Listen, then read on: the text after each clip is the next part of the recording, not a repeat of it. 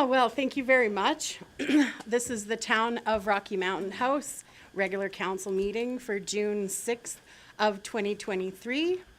And before I call the meeting to order, I would just like to remind everyone that it is the Rocky Rodeo's Pro Rodeo this weekend from Thursday, Friday, Saturday, and Sunday here in Rocky Mountain House. And we're encouraging everyone to dress Western and visit your businesses on Main Street and celebrate another great event hosted by the Agricultural Society and Rocky Rodeo Board. So with that, I would like to call this meeting to order. And our first order of business is acknowledgement of Indigenous peoples. So the Town of Rocky Mountain House wishes to acknowledge that the land on which we gather is Treaty 6 territory and a traditional meeting ground and home for many Indigenous people, including the Blackfoot, Cree, Saulteaux, Stoney, and Métis. So the second point of business is the adoption of today's agenda, to adopt the agenda for June 6, 2023. Are there any changes to the agenda as we see before us? Sorry, Councillor Auld. Yes, I would like to add the letter from Tammy Burke for the support to the Ochese First Nation bridge repair to correspondence for action 10.10. Course 9.7? Or sorry, yes, yes, 9.7. Thank you very much. That letter has been added. Has all of the council members had the opportunity to read that letter? And I'm seeing that that's a yes. So is there any other changes? Councillor Auld, did you have something else?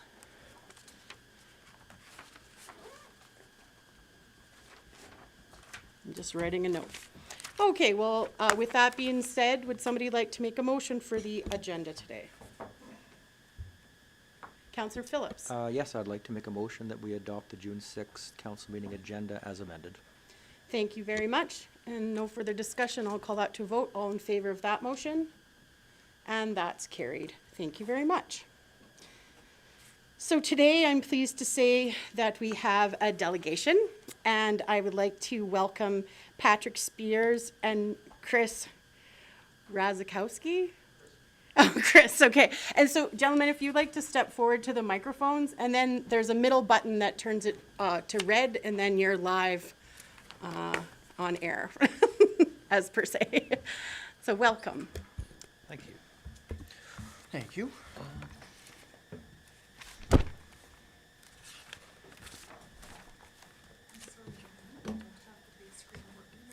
That's fine.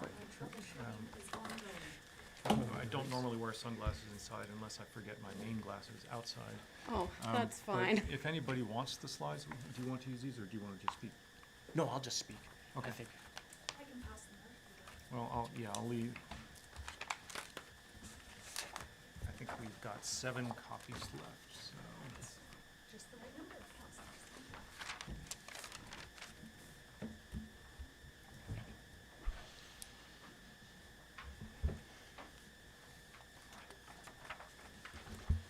Thank you very much.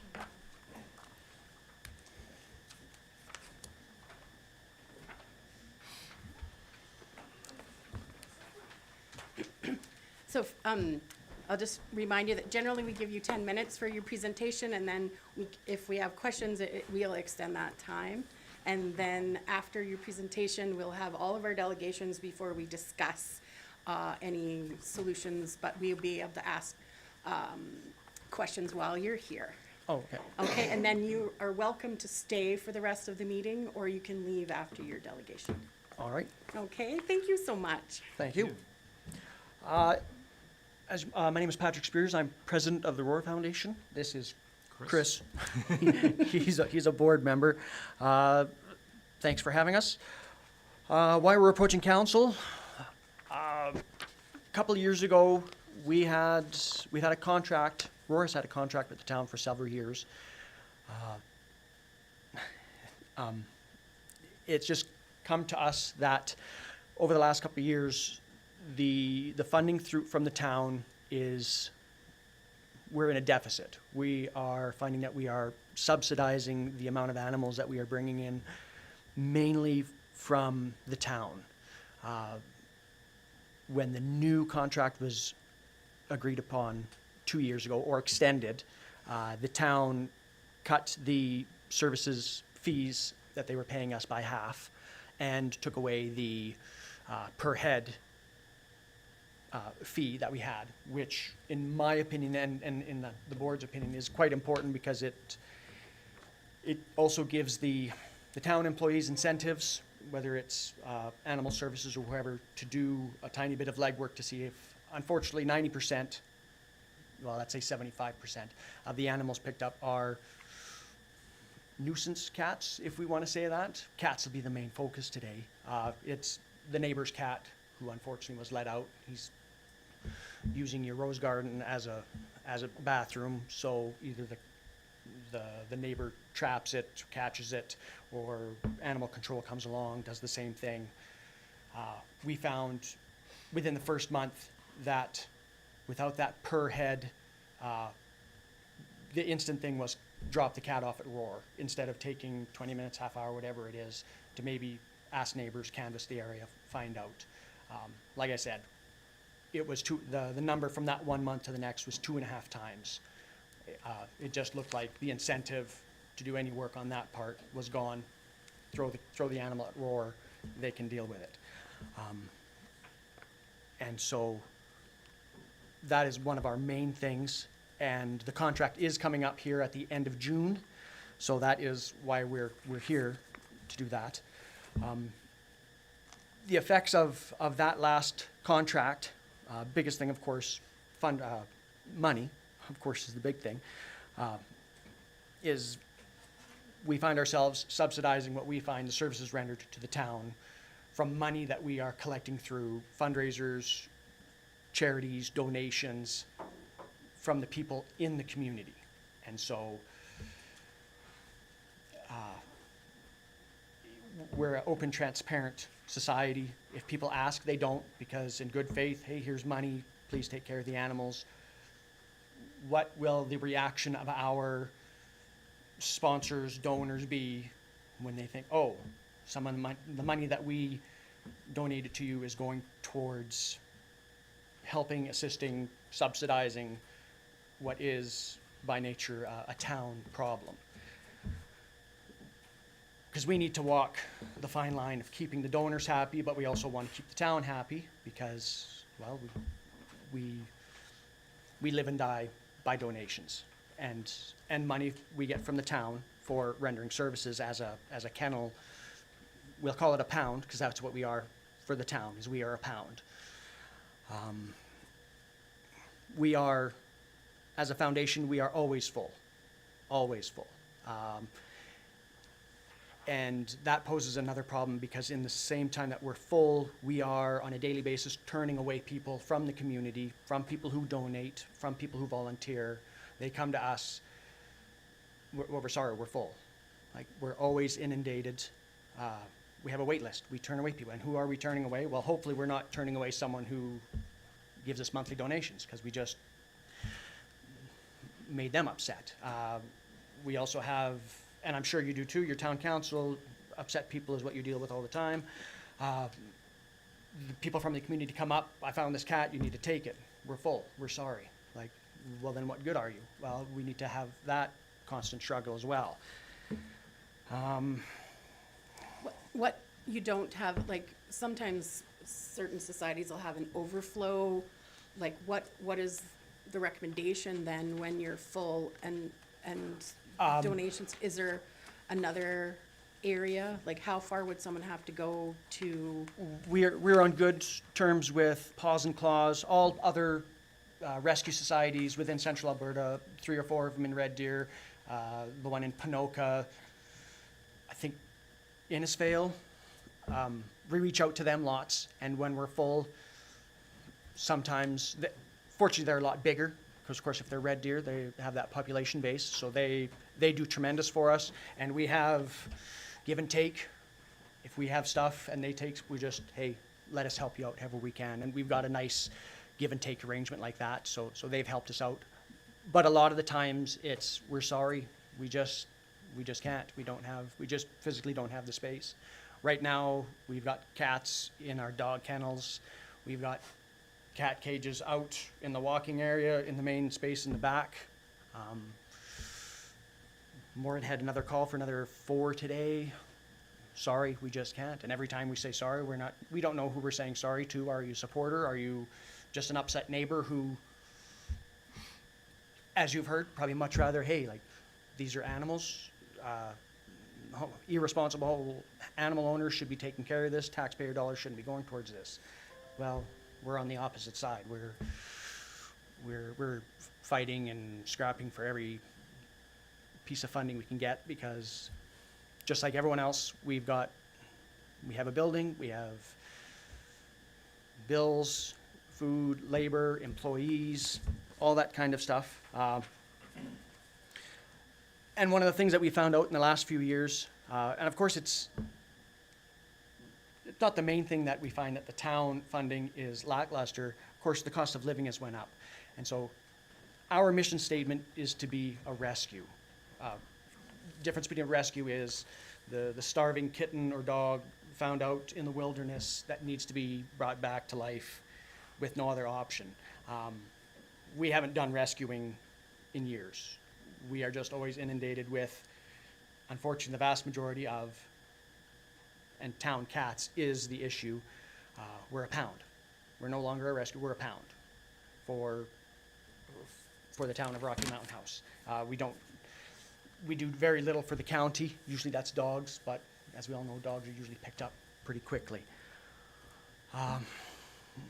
Solutions that we would like to see, of course, increase in funding. That is something, of course, that you would have to have a delegation.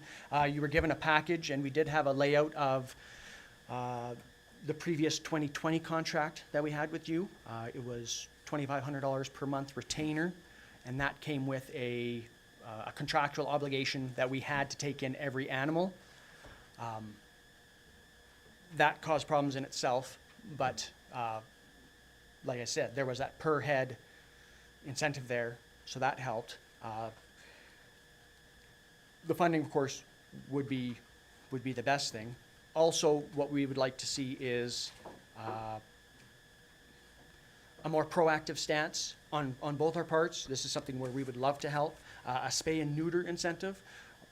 We've looked into other jurisdictions, and the only way to get ahead of this is an aggressive spay and neuter, because, like we all know, cats breed like cats. Other jurisdictions, unfortunately, they had to put money up front. It's a cash up front fight. In a couple of years, it come down to where it was manageable. The town does have a spay and neuter program. Unfortunately, in the years, I've never seen any advertising with it. Of course, I haven't looked that hard, but talk to almost anyone, no one knows it exists. If we could work together to get it out there. We have a spay and neuter incentive as well, and like we said, we have problems with it too, because we just don't. It's a balancing act, and just to get people to utilize it. If we could work with the town to try to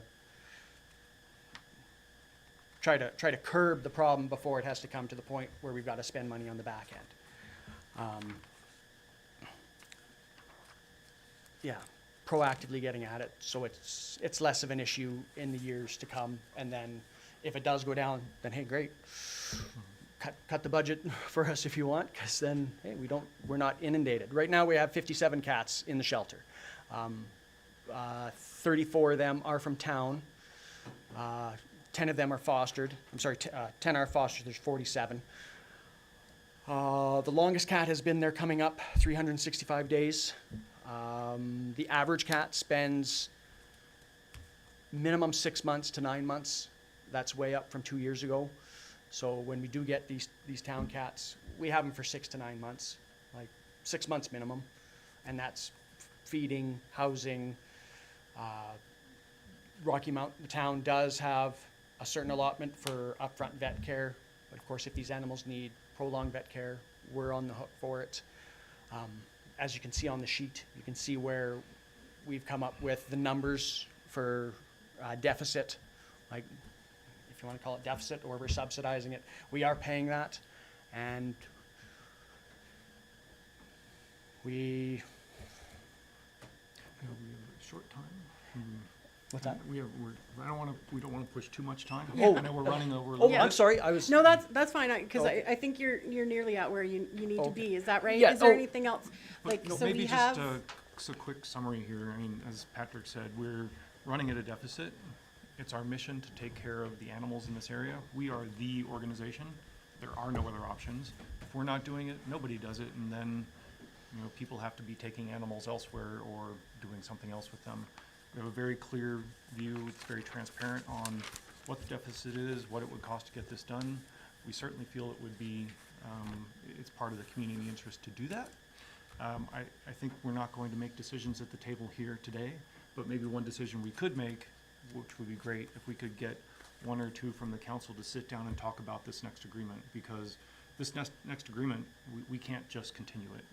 We are losing money day by day, but that conflicts with our mission to take care of all the animals, not just in the whole area, but also in Rocky Mountain House. So I think it would be great if a takeaway from this meeting could be, can we sit down with 1, 2, 3, 7 of the council and hammer out what the next kenneling agreement could be? Because we very much want to do that, but we simply, we can't keep burning money on this. So there has to be some middle ground here. well, thank you, and I think Mr. Kraus could clarify, but generally our process is the council decides the level of service that we're gonna provide for residents, and then administration looks after how that works, whether we decide what the budget value is or what the level of service is, and then, am I explaining? We just steer the boat, pick the direction, and then the details are left to administration. Sure. So, that's the information that we need to make our decision, and then, that's how we make it. So we won't be able to sit down and like go over every detail, but we need to have like, Of course. sort of like what you'd like to see, for total budget, Yeah. what the level of service is, cause right now, you are collecting cats that are whatever way, Cats and dogs. but dogs are part of the contract, is that correct? Oh, yes. And then cats, you're saying, are not part of Oh, no, the- they are. They both, just dogs don't constitute the vast majority of Okay, our dilemma. so right now, the cat issue could be resolved because you need more funding for, It's like, explain that to me, what we need So it's a to, holistic situation. It's not just cats or dogs. I think some comments about cats because they're more than 50%. We have a holistic solution to the holistic problem. The shortfall is we're just burning money on this. And we've got a great community that supports Roar also. I think they're very enthusiastic about what we're doing.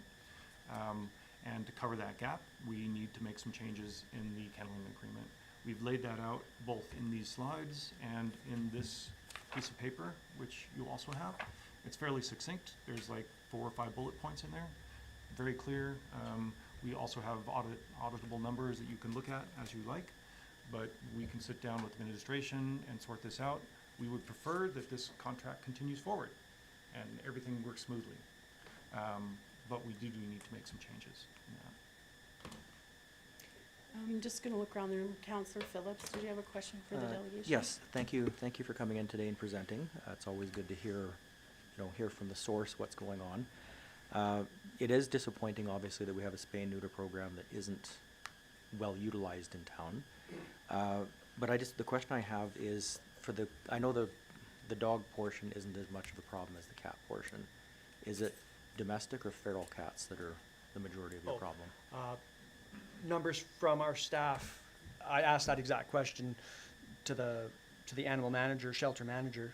She didn't even let me finish the sentence. What percentage do you think of the animals here are just, as I had stated, nuisance animals? And 90%.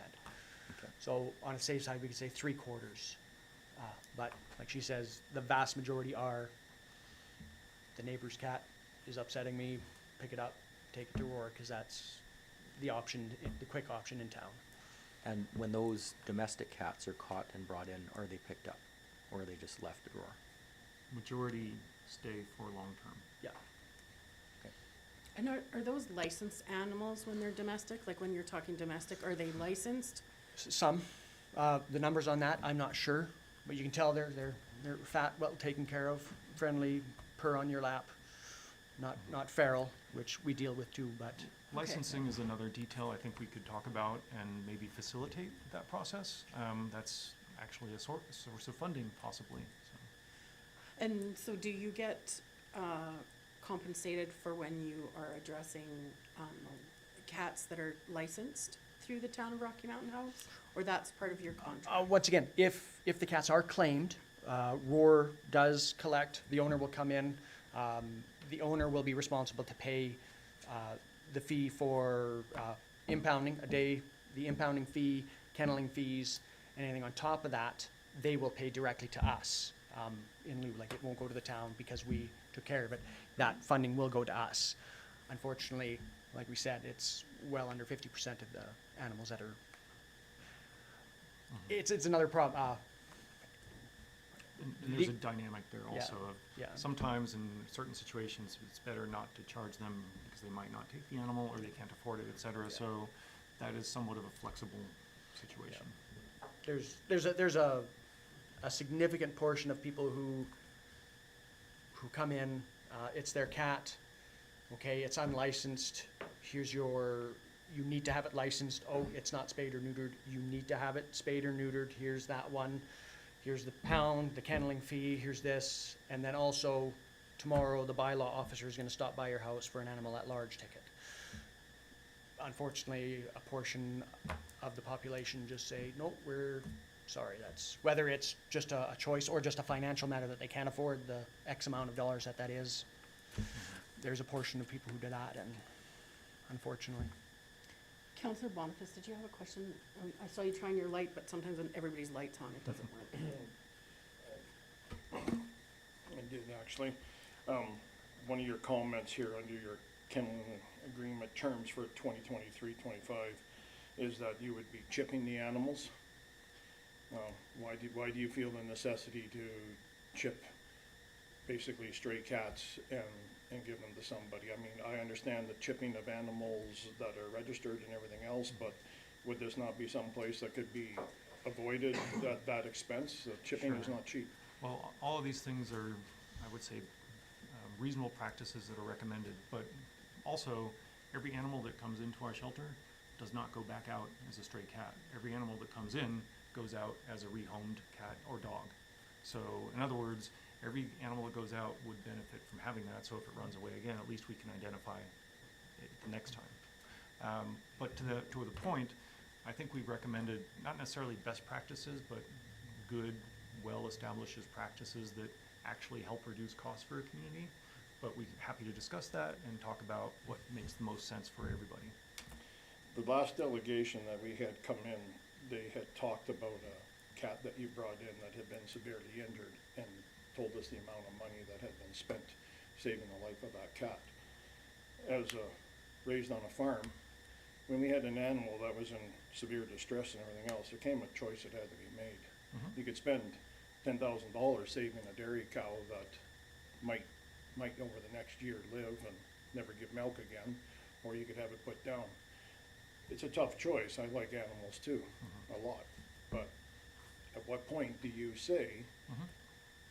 this cat is going to cost us $5,000 to save its life, perhaps putting it to sleep? I've had to put my own dogs and cats to sleep because they've gotten old, and at some point, is this not something that should be thought of before we go Absolutely. spend $5,000 on a surgery for a cat that will never be the same?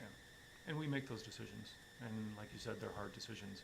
But I would also say that that cat or dog that costs X thousand dollars, frankly, that doesn't go on the town of Rocky Mountain House books. If were to make a decision to do that, which by the way, we generally, unfortunately, don't make the decision to pay for that animal. We're not looking to Rocky Mountain House to pay the $7,000 for the animal so it could have reconstructive facial surgery so it could go back on TikTok or something like that. Okay. Okay, thank you. Did anybody else have, oh yes, Counselor Auld, thank you. I'm just curious, part of Just your looked. conversation was that you're full all the time with the cats. And would it make a difference and by that contract, you have to take the cats? if that was not part of the contract anymore, would that alleviate being full all the time? Would you be able to have room? One of the bigger things with that is being contractually obligated to accept any and all animals that the town comes forward with as by law. That one of the problems is we have zero discretionary. A few weeks ago, come in from town, and we didn't know she suspected, but we had to take it in. And we have a quarantine building. It's always full. We've got no discretionary. The cat ended up having Pan-Luc, and we had quite an unfortunate bout of Pan-Luc. That's a highly contagious cat disease. That single cat that she brought in that she couldn't say no to, we had to clear out our entire quarantine building. So 7 other animals are stuck into dog kennels throughout the building, and there's 1 cat in our outbuilding that's meant for 8 cats on quarantine because we've got no one else to quarantine these animals, and that's one of the concerns. Our staff have no discretion on their own. It comes to our door, we have a contract with you that we have to take it. So And it would- sometimes, sometimes we can say take it to the vet, but then like Boniface just said, the cost is there too. We find it that with that stipulation, we just have a lack of freedom. So Like- that would definitely unhinder your process a bit if that wasn't Yeah, in there. and then what do we do with the animal? We don't know. That's a bridge we have to cross with every scenario, but I would say it's not necessarily that we want to reduce the numbers coming in. It's, part of this is the cooperation and having more interaction with, say, a council and the peace officers. That is going to be helpful.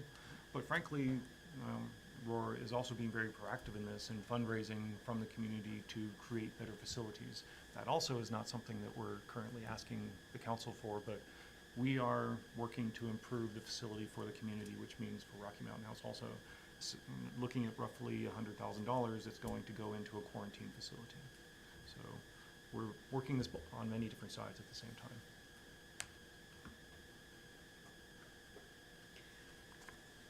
Okay, well, it looks like we don't have any further questions. Just before you go, I just want to be really clear on your ask of us, is that really you just want to increase the dollar value of the monthly contract? Yes. The key number there. There are some other bullet items, but you picked out the headline pretty clearly. Yeah, and so I just want to be clear, with that monthly fee, it's your assessment based on your financials and what happens in your shelter. That cost is actually a more true cost of what it's costing you to provide the service? That's correct. Okay. And, sorry, go ahead, Councillor Phillips. You can I finish. your- just want to Okay. word, Sorry. I need 1 more minute to word my word. So you're probably not aware that feral cats is a discussion we have at most service level retreats, and the cost of what we can do with those animals. And one of the discussions we had was basically a spay-neuter program for the feral cats, where some communities have done where these animals are caught, spayed, neutered, go back out so they can't reproduce little kittens, which become more feral cats and perpetuate the problem. One of the obstacles, I guess, to that is the cost of what those programs are. Do you see that may be something that the two, like the Roar and the town, can maybe cooperate together to create some type of program like that? absolutely. Of course. May I ask a question? Yes. The town, was there ever, when I was speaking to Dean, a trap, neuter, and release program? Was that ever proposed to the town? I think he said it was, but it was just turned down. Was it just blowback from the public? I'm not 1,000% sure on that. I know that the questions that we asked at the last delegation were surrounding releasing cats back into the public either adopted or not being able to take them in, and they're not spayed and neutered. Yeah, so that was one of the triggers personally for me. I don't know if there was a previous, Counselor Hutchinson, do you recall? Yes, we had the presentation, or it came to us from Roar, and then we had one of the Constable Whistle from our CPOs had come in and had done quite a lengthy report on the reasons why it shouldn't be done. I was trying to find that report, but I don't have it in front of me. I don't know if anybody can add to that. Well, I think we're happy to sit down and talk about that also. These Yeah. TNR programs are, I would say they're not the favorable path, but if you have difficult situations, that is a stopgap to help it go away over time, these feral cat issues. And can you tell me what those letters stand for? Sorry, trap, neuter, release, which basically means you get the cat, you bring it to a vet, you neuter spay it, and then it would be re-released after it has recovered from that surgery. Okay.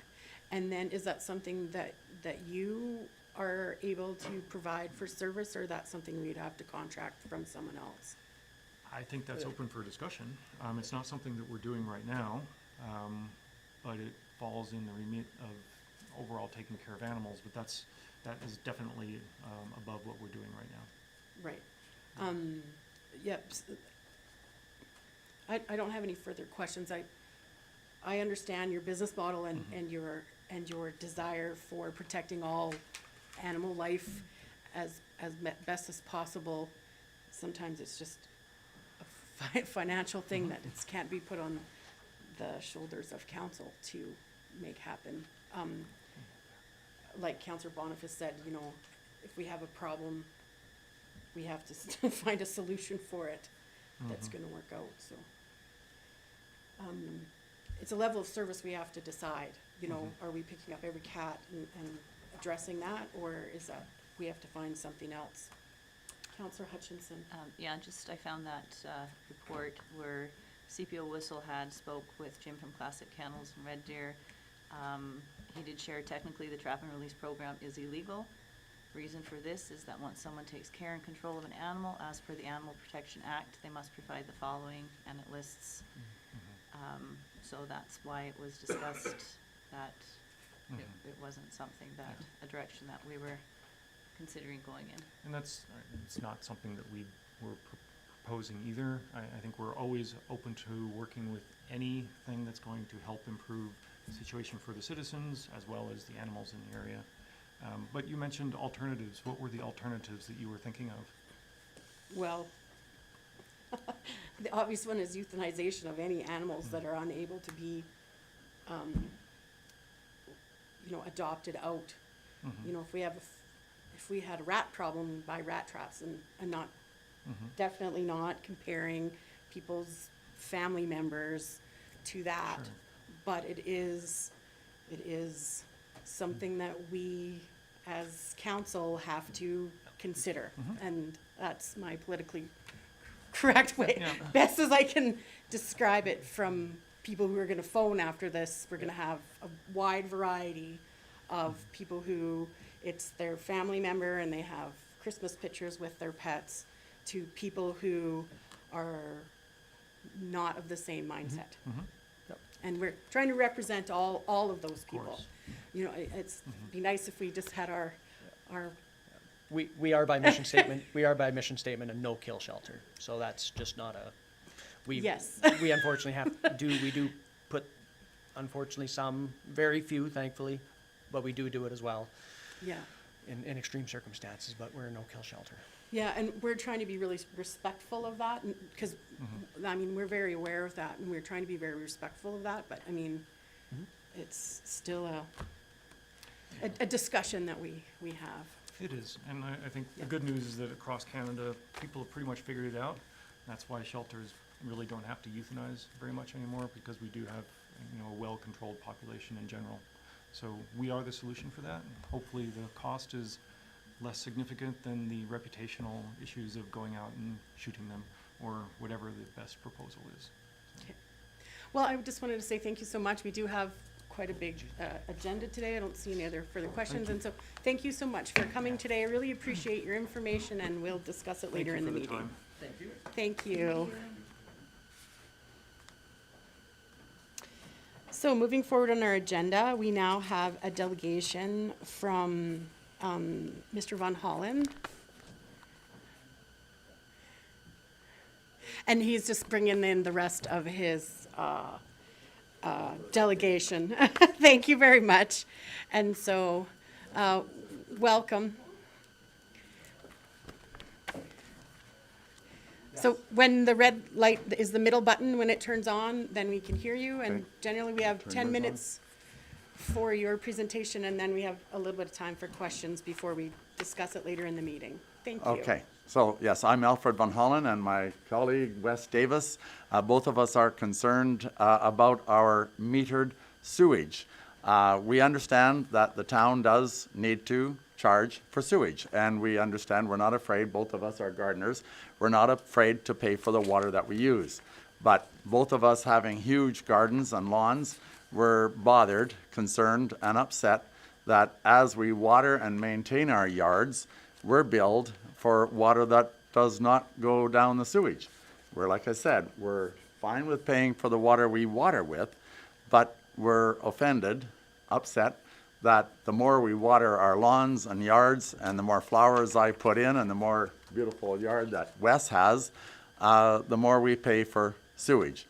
We understand that some communities base their sewage on the size of the pipe that comes in the house or goes out of the house. Some communities we've looked at have a flat rate for sewage. They just look at the water that you use in the winter and say, okay, that's your average use of water year-round, what you use in the house for your dishwasher and laundry and things like that. And we're fine with that. But then what the cities and towns that we looked at, they base their summer water use on similar to what they use in the winter. Maybe it goes up a little bit for showers, but the majority of the huge increase in both of our water bills is used out on our lawns and gardens, and kids have their slip slides, and we fill our motorhomes and trailers and then take it out and we go to the museum to dump it and things like that. So what we'd like the town to do is please look at the sewage rate and come up with some kind of a solution to this increase in our metered sewage. Because from what we understand, none of us in Rocky have a meter on our sewage. I understand across the world metering sewage is very difficult. The meters get plugged up, gummed up, gooed up, and it's just not a practical thing to put a meter in your sewer pipe. And if they did, that'd be fine. Then our sewage use would be absolutely accurate. But when it's not, and our water is going on our lawns, that's my point. Wes, do you care to say anything? No, I agree with Alfred, and, you know, we do care about the looks of our place, and we water, and you can just see on our bills and stuff, it just goes like straight up in July and August and stuff like that. When it gets hot and stuff, we don't want it to burn up, and so we do use it, but, I agree, Alfred, we talked about the metered sewage, and it seems a little wondering if it was just residential or businesses are the same that use a lot of water, and do they get charged a sewer increase on theirs too, or what, how does that work? So anyway, we were just curious, so. So, Mr. Kroos, did you want to answer, or I could answer some information? So, I actually did a little research myself. So the town of Innisfail and the town of Olds that I paid utilities to, they do it the similar way. And so I'll just explain a little bit of the engineering standard practice. So you're correct, most places do not do a sewer meter, but it's general practice across Canada, and definitely in Alberta, for civil engineers to make the evaluation that the consumption of water that's used in the home ends up going through sewer. Now, the other thing that you don't notice is that you could bring things into the house that go into sewer that's not part of your water, and people put things down their drains all the time that didn't come out of a faucet. Just gonna say it that way. And so that's a standard engineering practice, and through municipalities, that's how things worked. So do you have data that says how much more water usage is specifically for your garden? Like, are you metering how much water you're using just for your gardens? Like, you're saying that you're using all the, so, another part of how water works and sewer and the billing is that we, as a municipal government, have to make whatever the utility costs is what the rate we pay for the utility. And so that's part of how we've calculated the fee. Now, there is a small amount that may go to, is it called surplus? Into capital funds, and that would be for replacing pipes, like replacing filters at the water treatment center, expanding or whatever is like infrastructure-wise needing to be done. So a couple of questions that come to mind with your process, like, you know, your process of, I use quite a lot of water on my lawn. I completely understand that.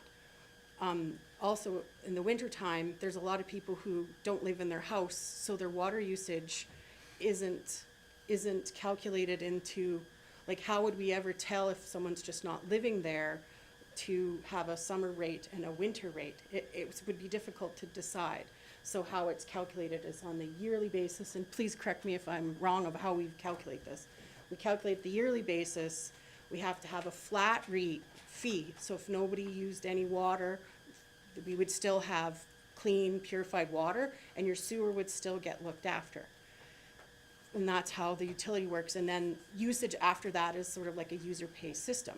So unless we had like a large population of the town that was watering their gardens, like I know for sure, like your gardens are more than beautiful compared to mine, but that's how it works. Please correct me if I did anything wrong with my explanation.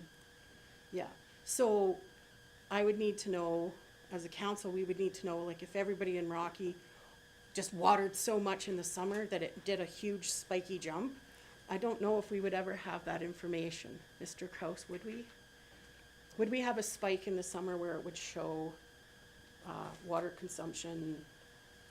Is it tracked that way on our end? Yeah, so your worship, I mean, we obviously track the production of water out of the water treatment plant, so we know when there's a spike in water usage. But each meter that we installed in our last go around 2 years ago, we could actually see monthly consumption from each home. So we had be able to tell when each home had a spike. In fact, our utility clerk monitors that, because if she notices something's going up, she'll notify the owner to say, I think you might have a leak because your water consumption is going significantly higher. I couldn't answer the question about why it says sewer metered on your bill. And so the town used to have properties that were unmetered and they played a flat rate, and then some properties were metered. So on the utility bill, it just identifies the properties that have water meters, and if you didn't have a water meter, it would say unmetered. But we did a water meter program 2 years ago, and now every home is metered, so we could probably take that off so it doesn't cause that confusion anymore. It's just a normal engineering calculation that they're saying that some water is not going to be used and go through the sewer system, and that's just a standard practice for engineers and municipalities, because you need to have some sort of a number. Now, the other thing is as you might be aware, we're going to be doing a utilities review. Is that what it's called, Mr. Crouse? Yes, your worship, and we just started it this week, actually. Would you mind just taking a moment and explaining to them what that means because of the new wastewater treatment plant, why it's important? Well, it's a review of all the water, sewer, and waste utility fees, and they review the operational costs, the consumption, and stuff like that, and make recommendations to council on utility fees. So it is being reviewed. We met with a consultant this sorry, my weeks are getting confused, but I think yesterday. And we're gonna look at various options for that billing, and we'll bring that to council for which option is best suited for the town.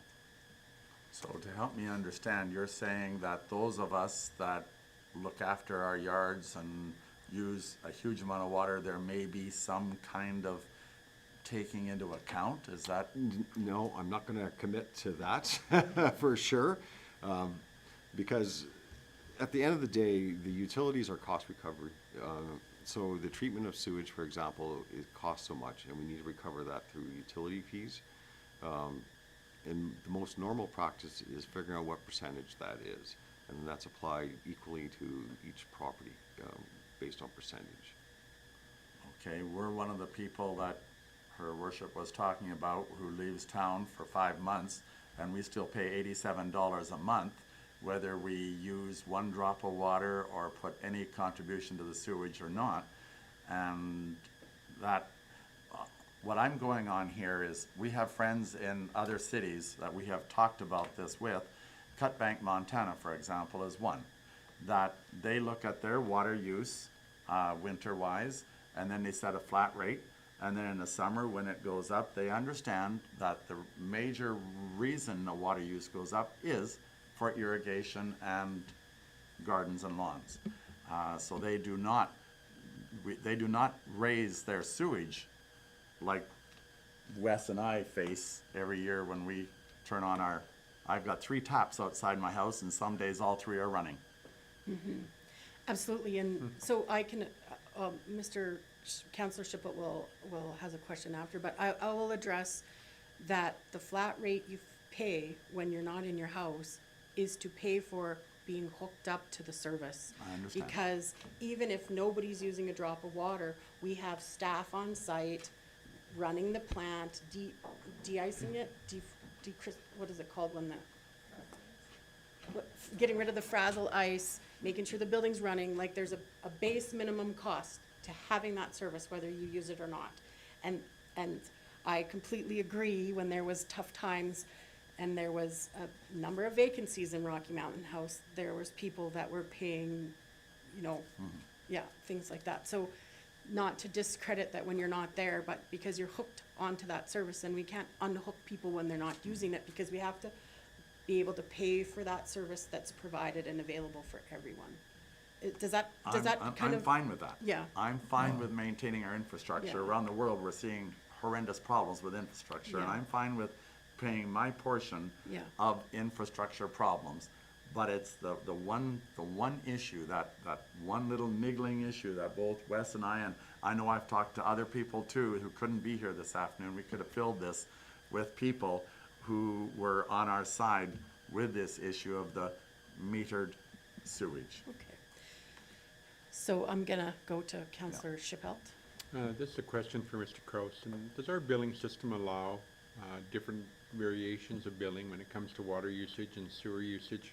Would you be able to have, if somebody phoned in and was gone for the winter, where they could be put on a different rate than the rest of the citizens? Would it allow us for that, or is our billing system pretty much where it is today?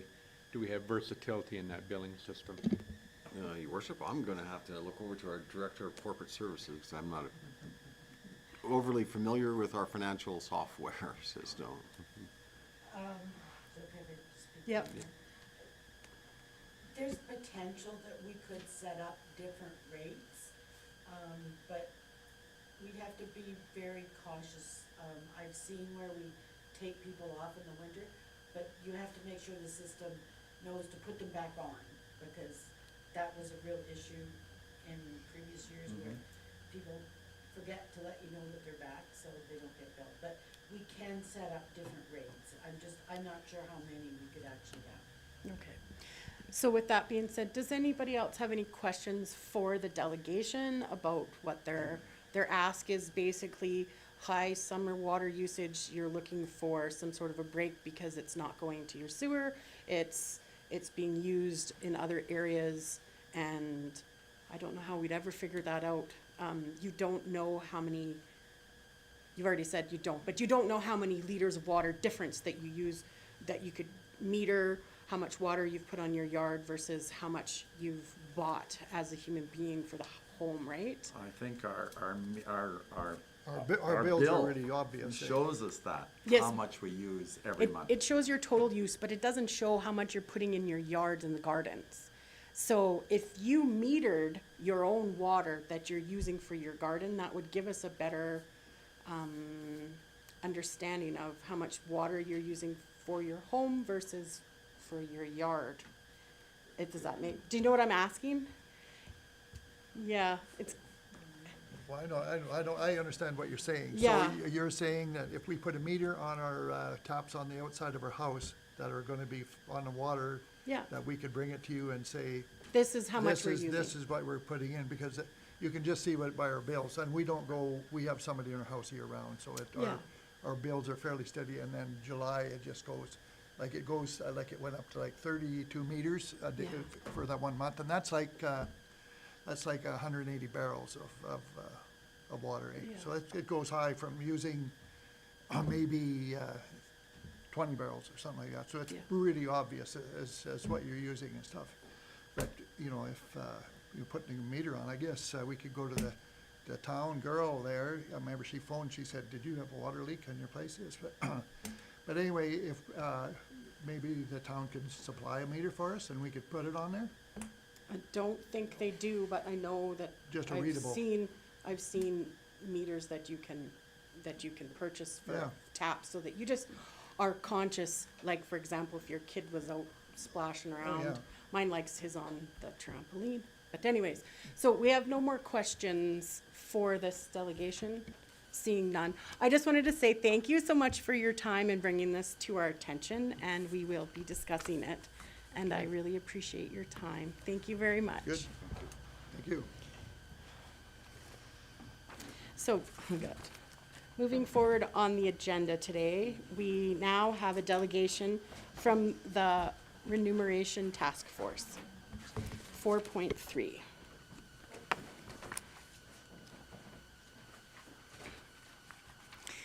Good afternoon. Yeah, I'll just remind you, thank you. I guess I can start. My name's Kevin Stalker, and I wanted to mention that Mimi actually is working today.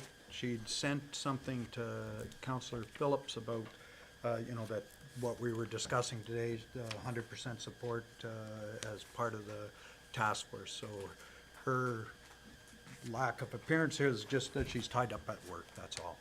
She'd certainly That's like to be fine. here. Thank you so much for coming. Yep.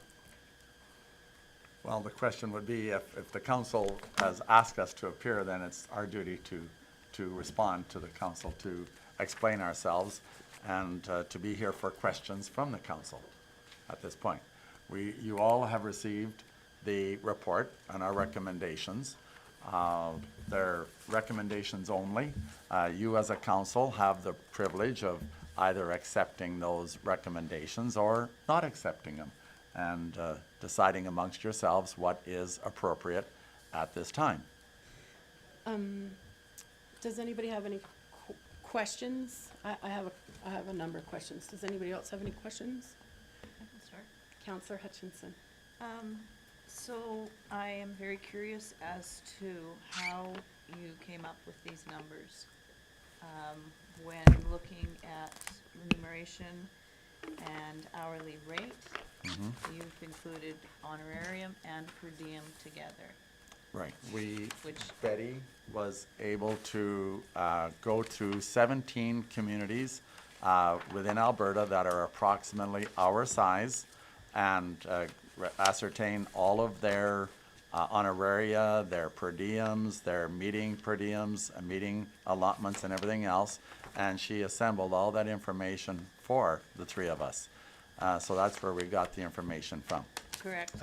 Just to add, Betty would be able to give us the 17 comparative communities that are listed there, and I don't, We have Oh, those. okay. We, you have we that. only got I'm that. not sure where they came from, municipal affairs No. or somewhere along the line. but Yes, they're- and I yeah. have no comments or concerns Yeah. on those numbers.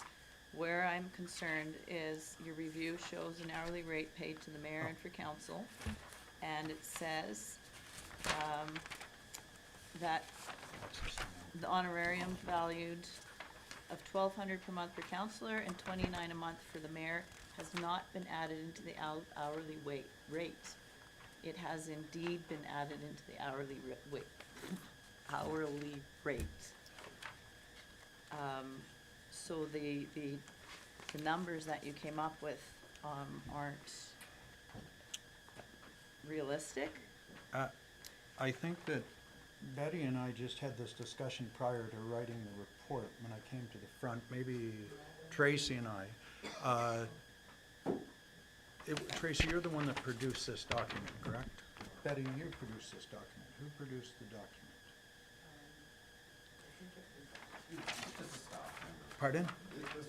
Staff. Yeah, A staff so- member produced the document. So, So just we- Kevin, I'm just gonna say that council didn't have access to any of the documentation that you had until yesterday, late yesterday or this morning.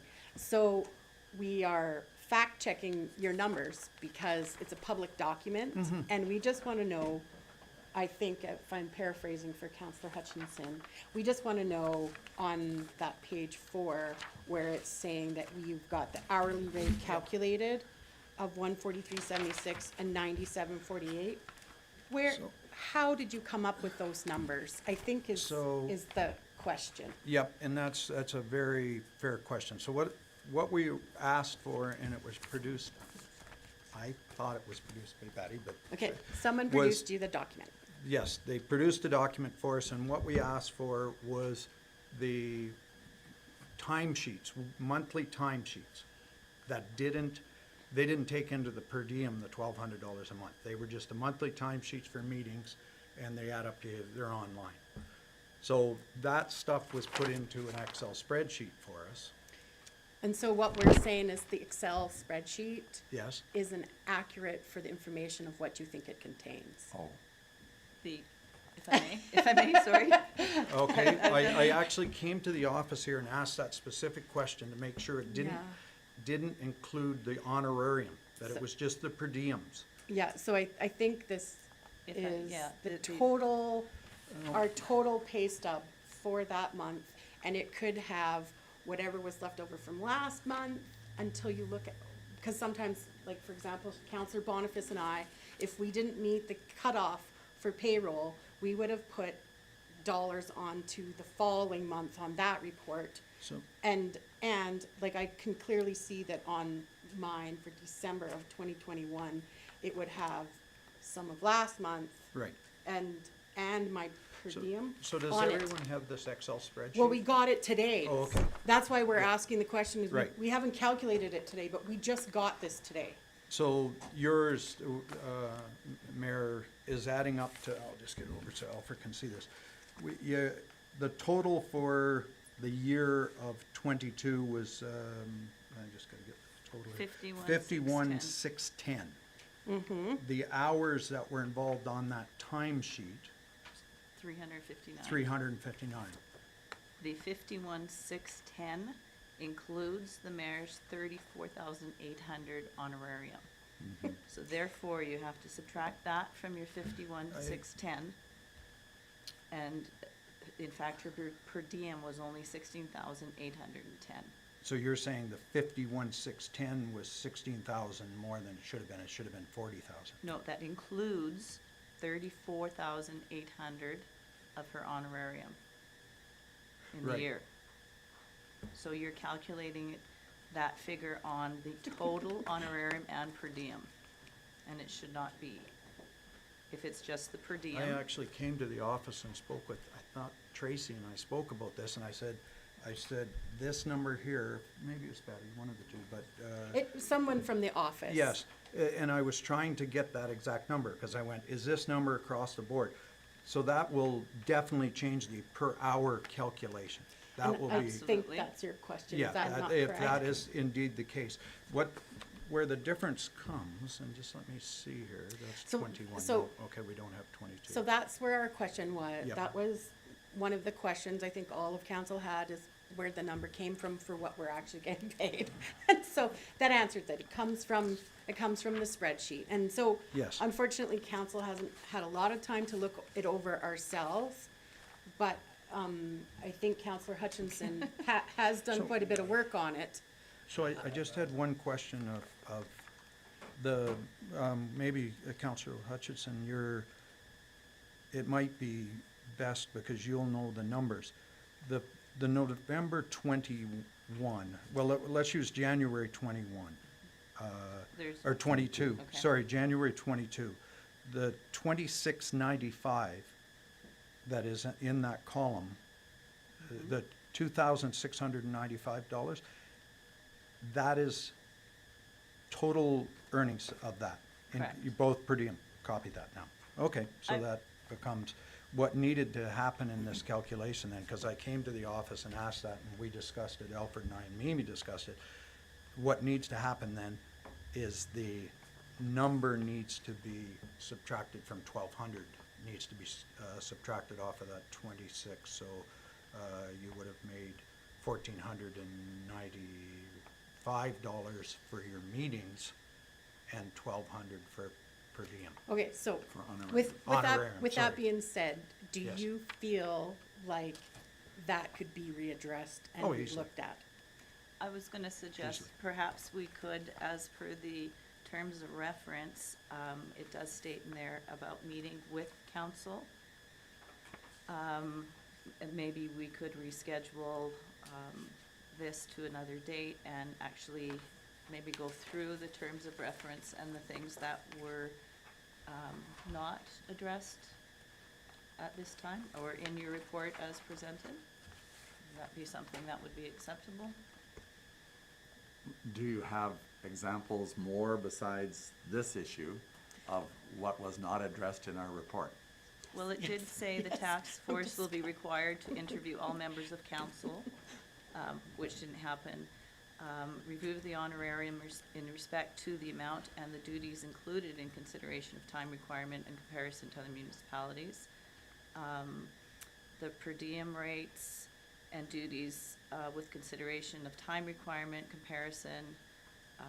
Review the training budget for council members, training policies, et cetera, et cetera. Cost of living with comparable municipalities and recommendations to be included in that. So there's a few items underneath. I'd like to address not meeting with council, because we actually had that discussion. And after receiving the responses, there was some that were very, I think I'll just go for it, Yeah. very disrespectful in what we were trying to get at. And we went, okay, we don't want to get into asking who wrote this specific comment and talking about those Yeah. things. So we felt we have enough information, and I apologize for the information here not being, the hourly rate not being correctly calculated Yeah. on this. But that's easily adjusted. Okay. The meeting with council, we felt there wasn't any point, frankly, when quite a few of the council responses, which were anonymous, by the way, we weren't provided, were this is irrelevant. The couple that we put in the report were very, I think the word was used by us was visceral, in that there was some offense taken that we would ask about the accountability that the council believed that there should be, if the town is doing well, they should be paid more. If the town is doing less, Yeah. they should be paid less. So Yeah. we decided that, seeing those responses, that we didn't feel there was what would be a fair word? Comfortable. Yeah. No, we were comfortable. We just felt there would been, that the council had made their opinion well known of what the value they were getting from this Okay. committee, I think. Is that So- a fair assessment, Alfred? And- Yes, absolutely. And that is unfortunate, that there was some discussion about the questions. And I think if you looked at them pertaining specifically to remuneration, it puts a different spin on it, but that was just my interpretation of the questionnaire. I'm gonna let Councillor Phillips ask his, he's been patiently waiting. Thank you. So one other thing I see that wasn't included, the amounts were taken off of the total dollar amounts, which included the honorarium, and the only time allocated to that was the time on these timesheets. What is missing off of this is the amount of time that is paid in the honorarium portion of the remuneration. I'm just gonna use this week as an example, because we're in this week right now. I'm gonna be spending 15 hours on the honorarium portion of my remuneration, which those 15 hours do not show up on this timesheet. So if I take those 15 hours times 4, that's 60 hours of time that is not allocated onto this timesheet. So just as an example, if I take 15 hours per week, and I've got 3 events, a speech that I have to make, agenda preparation, emails, residents that talk to us in stores and such, that's all part of our honorarium. If I take that 15 hours per week and I use that and divide it into the honorarium portion at $1,440 or $14,400 per year, actually works out to $18 an hour. Yes, my calculation in my head would have been 20. 'Cause So that's si- barely, that's you'd been barely. 60 hours a month for, at $10 an hour is 600, Yeah. at $20 an hour is 1,200, which is the. So that's barely, honorary. barely minimum wage on the honorarium side of it. If I add those hours, and I'm just using my April remuneration as an example, if I add those hours back into this, it actually brings the per hourly rate down to about $30 an hour, which is a big difference. And that's why we're seeing Yes, 97. and It's fair like, ball, the when I numbers saw- here when I are saw obviously $97 inaccurate. per hour, I got really excited, because I thought, wow, I'm doing well. Yeah. So, We just want to have accurate information. That was all. Yeah, and I can tell you in no uncertain terms, I came here and asked that question. Okay. Because I wanted to make sure the numbers, and obviously they're not accurate, and we'll have to recalculate those. I guess one of the things Thank that you. might I be. appreciate that. Oh, yeah, I agree, we need to get it accurate. One of the things that might need to be the consideration that stood at the forefront, and Alfred, and Mimi and I discussed this at length, was when our community was rated against all the other communities, regardless of this calculation being Right. wrong, the hour rate being wrong. When our community was rated against all the other communities, we're in the top third for remuneration for our council and mayor. it would have been nice if you would have attached that to this report. Because we didn't get that data until yesterday. So we've had this report for however long. No, I believe it is in there talking about the Okay, so top third.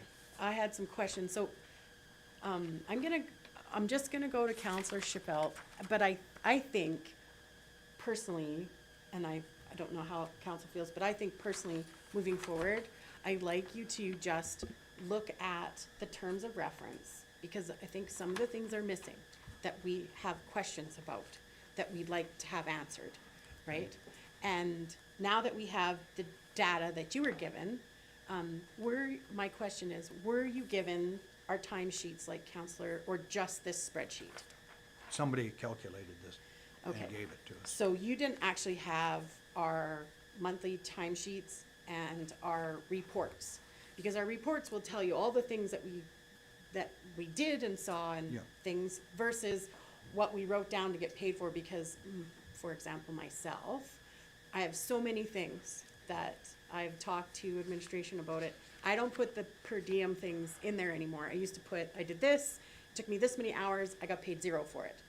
Because there's too many things. It was just making the mess out of the report. But I'm curious if you might need those actual time sheets like Counselor Phillips has access to in order to do a more accurate and thorough job of your analysis. Are they not on the website? Yes, Like, they are. So I would assume, that's what we had asked for when we came here. We asked for those timesheets to be calculated for the 2022 year. but I think How maybe- many hours and how much expense? I think maybe you need to look at those yourself and compare them to the sheet and really. Well, I would hope that what we got would be accurate. We just asked how many hours per Yeah. year is being passed there. Just kind of in back reference, Your Honor. So would it be fair to ask you to have another meeting with the 3 of you and maybe pull a couple timesheets to compare to the sheet that you've used to see if you've got the right data? and then check the terms of reference so that we are answering all the questions that we had. Does anybody on council feel that that's not kind of what we're looking for? Because all my questions wrap around, where did you get your data, and how come you didn't answer this, and things like that. Well, if council would like to give us a list of things they would like answers for, that'll provide that. The data, I don't think there's any point, from my perspective, us looking at, okay, that matches what it is. Somebody calculated it for us. Okay. I assume they would have done it right. We did the calculation wrong. Like, what we need is the right numbers, how many I'm gonna go hours to were Councillor put in. Shipple next. I did want Okay. to address something that you mentioned. It said on the page 2 of the report, it says, on review of the honorarium, per diem, and benefit compensation from mayors and council from similar communities, data compiled by an outside source, because we didn't know what that was. Both mayor and council in 2021 were ranked 5th highest out of the 18 communities. We did provide that information to you folks Yeah, in the initial report. And Yeah. that was off the initial stuff that was provided to us, yep. so. And like, I appreciate the hard work that you've put into it. Some of that compensation, I think, is training. Sorry? We have a training budget too, with that, like, I don't know what's in this. Sorry, the document that you got that lists, Is that this spreadsheet? no, the other one that lists all the municipalities. Yeah. It's taken from the audited financial statements of every municipality. That's in your last tab of the binder, so that's the audited salaries and benefits for every municipality that's listed there. Okay, and would it have training costs in it? Not- No, okay, No, Okay. it's just your salaries. okay, So if you received a per diem to go on training, that would be included, Okay. but not the cost of training. okay. So unfortunately, we didn't really have much time to review this. I'm sure Counselor Hutchinson, she's done a very thorough job. So, I think we'd like to review further, but Counselor Shipple, did you have questions? I have some other ones, but, I did just something quickly, and that was to do with some of the points that were going to be part of the review. I think one-on-one or reviews with some of the counselors. I'm new to the game here, and I've heard some of the counselors talk about how this works, and I think we all got our own individual histories and backgrounds and things that we have that are around council, and sometimes we have to compromise our own work schedules for this stuff. And so I think it's a bigger picture as to what happens in terms of what compensation has to be for, and if it cuts into anybody's personal time over and above, it needs to be taken into consideration. So I think one of the aspects of the review really needs to be part of talking to the individual people around the table, if they're prepared to talk and say, hey, here's my situation, here's how it impacts me personally. Does this have anything to do with the overall compensation package? For some, it has no difference, but for some who are working, most certainly it does. And so I just think it has to be a little more in-depth in terms of covering off, understanding what individuals have to go through So- and what the compensation has to be. Do you wanna- So then you're really recommending that we sit one-on-one or like 3-on-1, that the three of us meet with each of you individually, or do it here in council? And talk to you and say, Shane, how do you feel about this? Or Madam Mayor, how do you feel? Or Marley, how do you feel about these issues? Your opinion, your comments, why you're on council, or things like these questions that we ask on our questionnaire. What is the feeling here? But I think the questionnaire was too direct in terms of the questions. Oh, Didn't open it up, and there was no last question to say, is there any other comments you want to add? Or anything you see. So I think in this case, it could either be just open dialogue around this table of everybody talking as to how they feel, or one-on-ones. Either way, it depends on your guys' time. I'm thinking that if, in this case, you give each one of us 15 minutes to stand, to say our piece or whatever. And in some cases, somebody may not even be interested in coming, and that's okay too. But just to cover off all the And small points. And so I think it could be done with the whole group of us. Yeah, I think it could be done. I will give you an example. When I met with the mayor's group, and we meet often every 2 months, I meet with the mayor's group. We all stood around as a group, and the questions we asked are kind of the questions we're looking for answers for. Do you think our remuneration is fair? Do you think our hourly amount is fair? How much time outside of going to meetings are you spending on council business that's part of your remuneration? How are you setting up wages for your group and your future group? And so the next thing that those are questions we wanted answers for. Are we in the ballpark for how much we're spending on training? Are we in the ballpark for how much we're spending on going to conferences and leaving town for things like that? Those are questions we need to answer, because those are the questions that are gonna make up our budget. Just a dollar value of how much we get paid for a meeting on a Tuesday isn't sort of giving us the full picture. And so the last thing I wanted to say is that some of the conclusions that you came from are fine, but that's not what we're looking for. So I disagree that the number of people running an election does not necessarily coordinate with the pay that you're getting. People could run for a variety of reasons, and I believe this conclusion doesn't relate to our per diem. It doesn't need to be, inflation was a huge topic when I met with the mayor's meeting, and it's been a huge topic, that and the vehicle and training costs, because that's all part of what it costs us to be on council. We need to set it up so that we're not having this conversation every year for the next 100 years. We don't feel comfortable. Payroll is like such a touchy subject. And because we're public officials, it's even more touchier, because everybody's like, that's gonna go out in the public and we're gonna make, okay, it is what it is.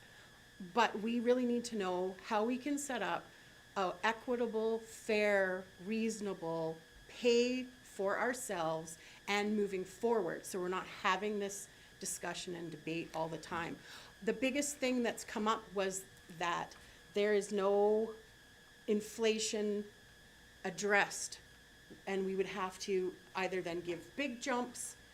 Most other communities, and I don't see where you have that data, most other communities, when I did my straw poll with all the other mayors, have included it in their per diem, so they don't have to have this conversation every couple of years. So do they look at the cost of living? Is that what they're talking about? That Yes. every year then you would recalculate your salary? And our thought was, our recommendation was that at the end of your term, then you look at what would be reasonable for the next council. And we came up with this thought that, is it proper for you to give yourself your raise each year? So That and- was our question. Right, and so, but that's a question, that's not an answer to us. So the answer to us would have been, we've looked at these 85 other municipalities, and this is what they do, right? And this is why they do it, and this is the comparison. So when you're looking at averages, when you say that we're in a certain rate above or top five, below yeah, yeah. other communities, my question is, what is the median? Do you know what I mean by what is the median? I think here. it's there, is it not, Betty? Yes, Yeah, it's on So- that chart. So if we do a chart like this, and you say that we're, number 5 out of everybody else, are we within $1? Are we within $2? I can be the number 10 paint store in Canada, but I could be the number 1 if I was within $10 of everybody else. So that doesn't tell me where we are in the world. And the task force In took that into averages. consideration in our recommendation, suggesting that the Yeah. final year of a term, a four-year Yeah. term, that the council would assess whether they were still above the mean. Right. If they were below the mean, that they should consider enhancing their wage Yeah. line to meet the mean, not to be number 5 again. Well, and- And knowing that those numbers are 18 comparable communities, as we looked at it in the task force, we went, they're already number 5, there's lots of room to not take a raise So then- till such time as at least they're at the mean, so they would be number 9. Well, I think maybe we need a 5-year plan, because we don't want to be having this discussion every year. And It- we it's- gave you that The recommendation that, recommendation was to do nothing for 5 years, but it doesn't account for what other communities are doing for inflation. but it will at the end of the term, so you're taking and we referred to it as a contract position elected by the folks for 4 years. The last year, you're looking at, okay, are we still in the top half, or now have we fallen in the bottom half? If we've fallen in the bottom half, we recommended that you would consider bringing yourselves up to be the mean, to meet the medium, not that you go back to number 5.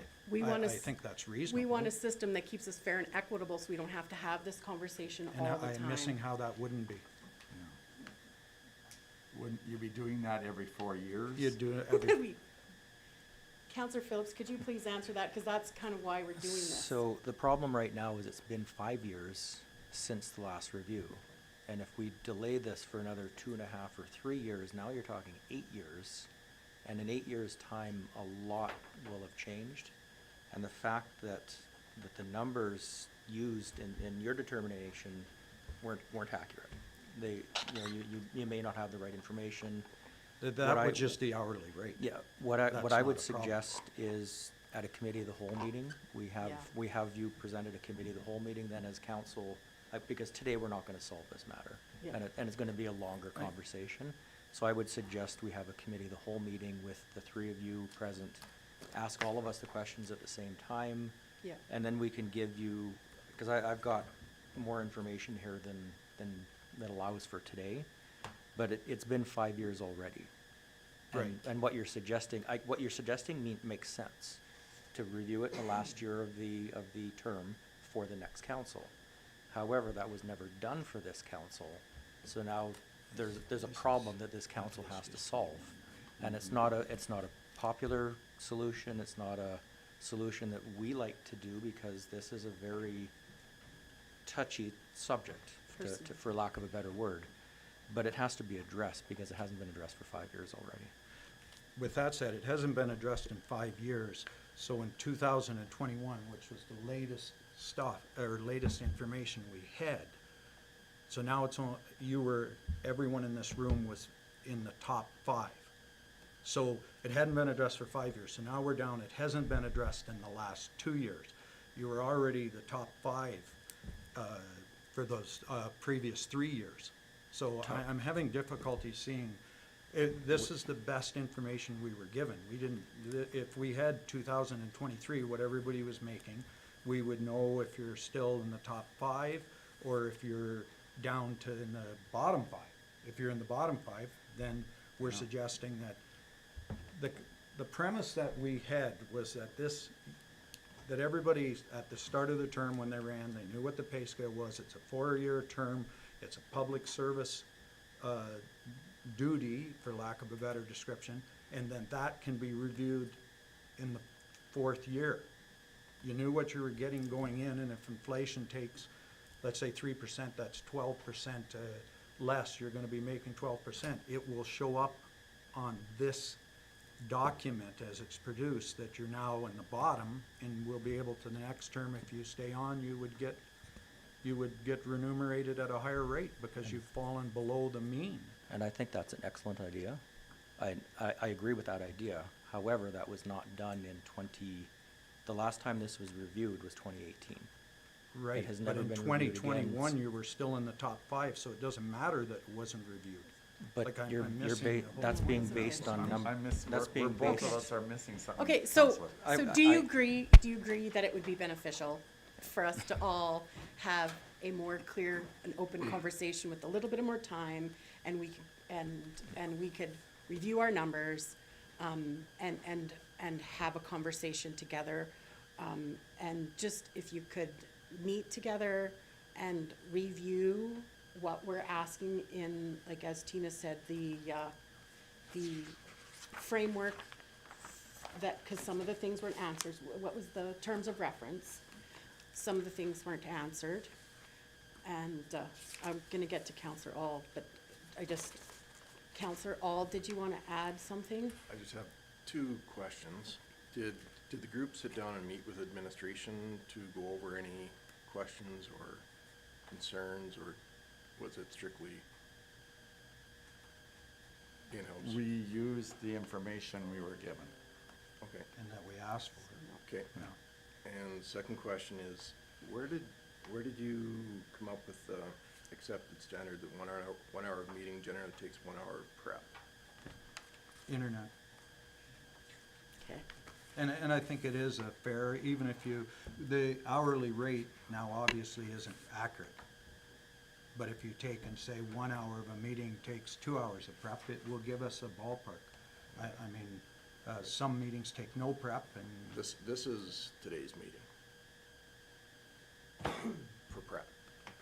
So just for, So maybe Or that would, assumption. maybe that would be one of the questions that you would like to ask of us, because that's the question I'd like to answer to you, is, how much time outside of what you get paid for are you spending at public events versus preparing for meetings? Because I didn't get asked that in the questionnaire that I recall, and I recall thoroughly, like, that would be, is that one of the questions we did answer? Pardon me, Mayor. Question number 3 says, how much time does it take to prepare for meetings? That was question number 3 right on there. Okay, so what was the average that we responded? I have that, just a second. We did a sheet Yeah, thing, absolutely. and I had, The long one, what was it? it was, I don't think I threw Because that I just don't out. see that answer in your report, right? Oh, here we go. That was question number 3. The time, some said a few hours, some said just answered strong, that there's lots. There was no specific. One person said lots of prep time, 10 to 12 hours, but out of the seven responses, there was just a few hours to strong, lots strong, nothing specific. Nothing So specific. nobody gave us The data. the data that we need. If Okay. they had said, we're spending 6 hours every Monday night or 12 hours Monday night planning for this council meeting, then we could have said yes. But if people saying I'm spending lots of time, that's a very nebulous answer. Okay. So So, I do have a question of council, knowing Yes. the 17 comparator communities, and knowing where this council and mayor ranks within those communities in 2001. Pardon? Sorry, 2021, yes, 2001 was a thing. 2001. I'm missing the overall concept that it seems like council saying, and I agree, that package is probably going to take more than an hour for hour. You're in this meeting for 5 hours and Yeah. it takes more than 5 hours. This So- is the overall concept of 17 comparative communities that we were given. It would appear from, I think I'll speak for the task force here, that the council is being very fairly compensated, regardless of whether it takes 10 hours to prepare or not. That is the mean, that is what is happening in other communities. If we're trying to correct that other communities are not paying their mayor and council enough for those things, I don't know that from the task force perspective, when we look at the information we were given, and the mayor and council are being rated wanna move it 5th to out of another 18 communities, absolutely. I don't know how we can think that in 2021, I mean, I'm sure it's probably dropped Yeah. a little over Yeah. the last time. So- So I'm trying to get what the mayor and council is, Yeah. I and get s- that there's lots of prep time, I get that there's lots of meetings that people are doing, I assume that is the same in all these other communities. So I'm missing what we're gonna gain by revisiting when we're given the information. Okay, because I'm gonna answer your question just really quickly, is I don't think we've gotten the answers to what we're looking for in order to move forward. Right.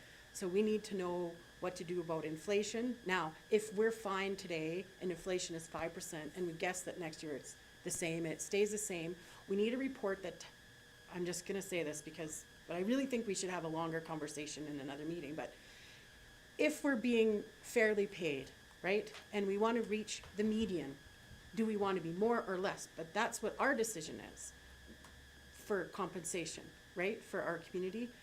What we need to know is if inflation stays the way it is today, then you're gonna be above or below other communities. Other communities are doing X for inflation, for council remuneration. Because all of them have changed it this year, because it was negative inflation for the last 5 years.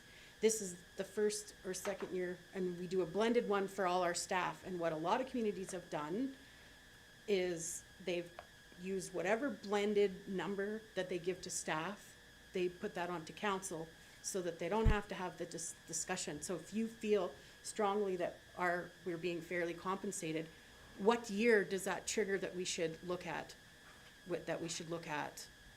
inflation? And it doesn't have to be answered today, but does that We- give you a more clear picture of kind of We what we're did answer looking that. for?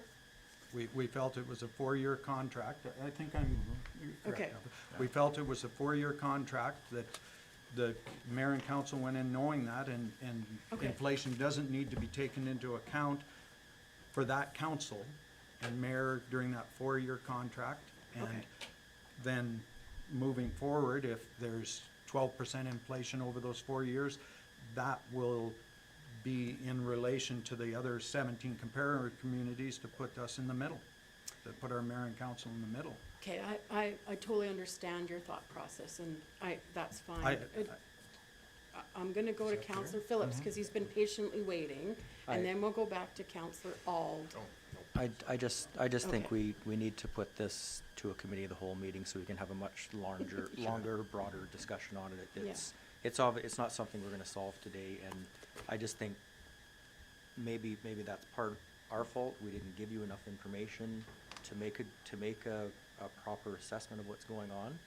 But I would like to correct that and have a meeting, and then we can all discuss it, and then we have the information accurately getting out, as opposed to. Okay, so you have a because- committee of the whole meeting on the 13th? Or is that too I- soon? If we could look to the legislative, or Mr. Kraus, to see how full are those meetings already? And so, your worship, for next week, it's the Riverview lot costing, the Riverside Park, where we have a delegation, and discussion on the town hall feasibility study. So those are the 3 items.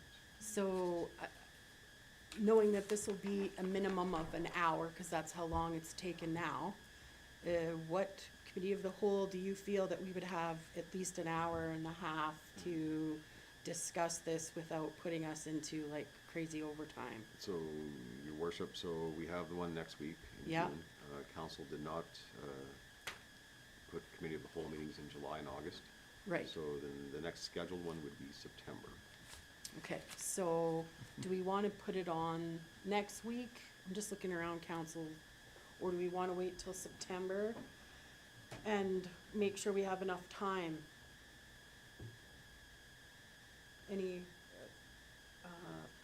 Raise your hands if you'd like to see it next week. Raise your hands if you'd like to see it in September. Okay. Time-wise. Tells you how busy our schedule is this week. What is the date in September? Oh, the 12th, I won't be able to make that. But I know Alfred can maybe meet me. Gee, thanks. Yeah. So, But, yeah, That's fine. it isn't that, I'm out of town on the 12th, like through that whole period. That's fine. But so when are you back? after elk season opens. After elk season. Sorry. Okay, so, we want to have an answer to this, but it's not like we're not getting paid tomorrow. We No. can take time about it. could we have a meeting with the committee of the whole that's not on a Tuesday night?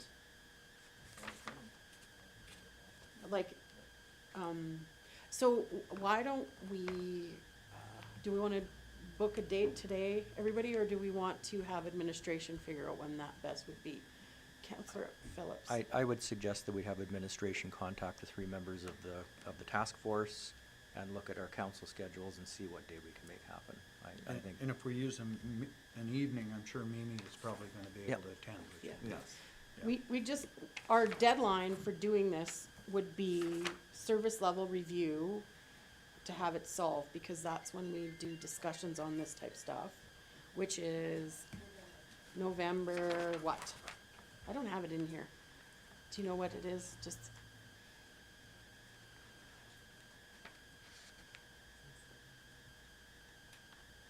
So really, we have the month of September and October before we absolutely need to have this solved for council, just because it gets reviewed at our strat planning, right? Is that what our, Counselor Hutchinson, did you have something to add? Yeah, but not about the meeting dates. We've got that figured out already, or? No, that's why I was Yeah, wondering I'm what not you're about- like to. Not about the meeting dates, just in regards to the report. Can I go ahead? Certainly.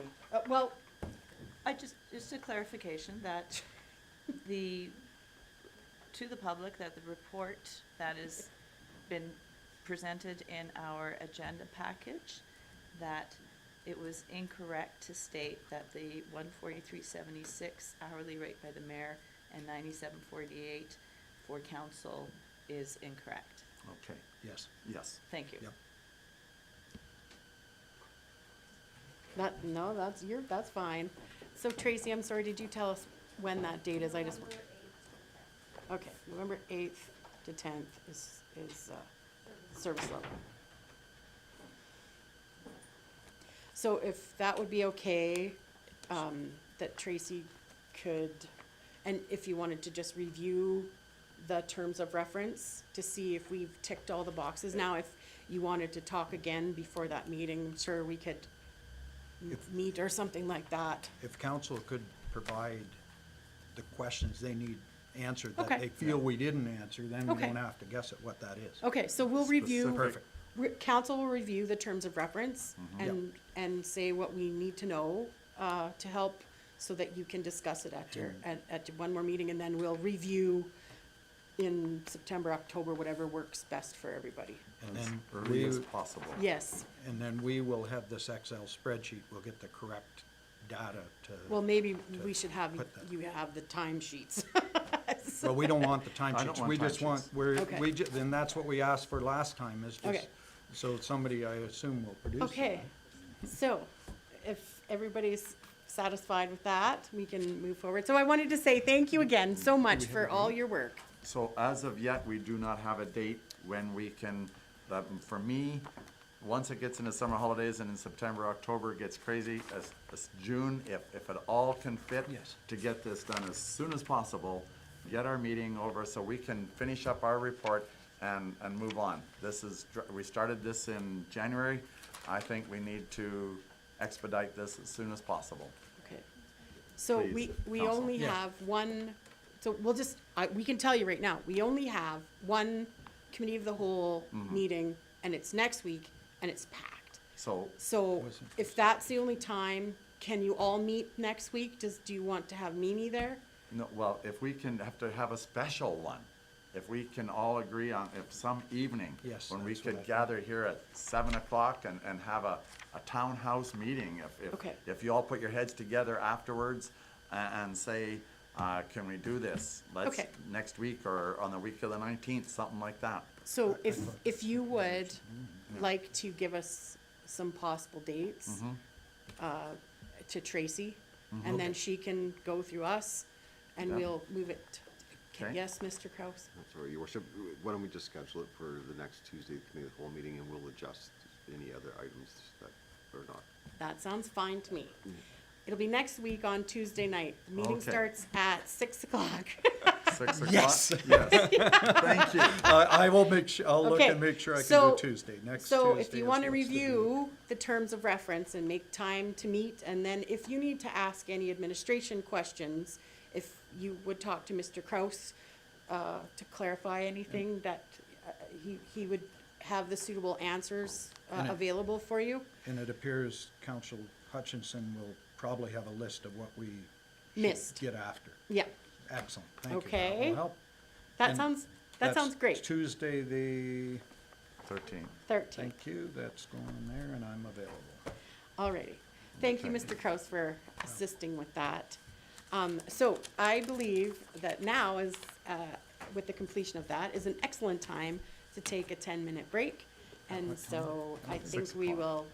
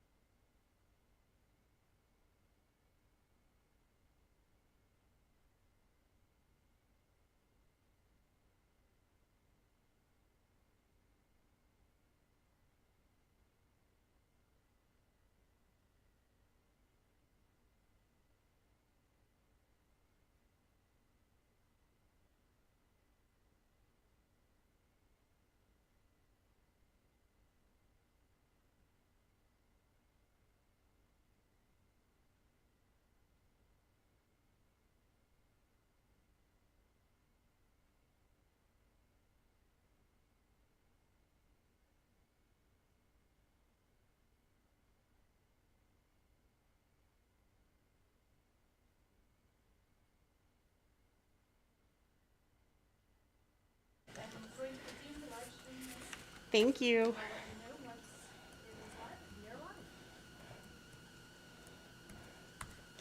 Thank you very much. Now, we are now resuming the June 6, 2023 regular council meeting. And we've made it through all of our delegations today. So we're moving on to 5.1. It will be the adoption of previous minutes. Are there any changes, additions, or deletions to the minutes of May 16th, 2023? Seeing none. Oh, Councillor Chappelle, did you have something? No, I'll just move the minutes. Thank you very as much. Received. So, all in favor of adopting the previous minutes of May 16th, 2023? Thank you, Councillor Chappelle, and that's carried. So, now moving into delegation business. ROAR 6.1. Mr. Kraus, did you want to,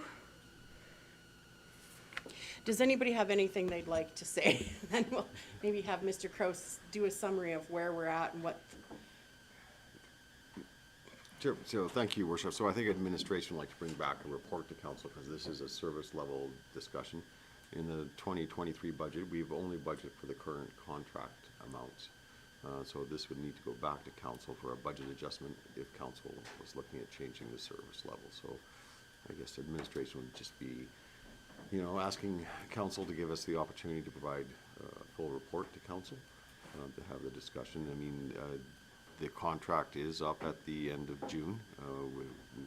Administration's intent was just renewing it, but I mean, we can renew it for 2 to 3 months until council has time to review the service level.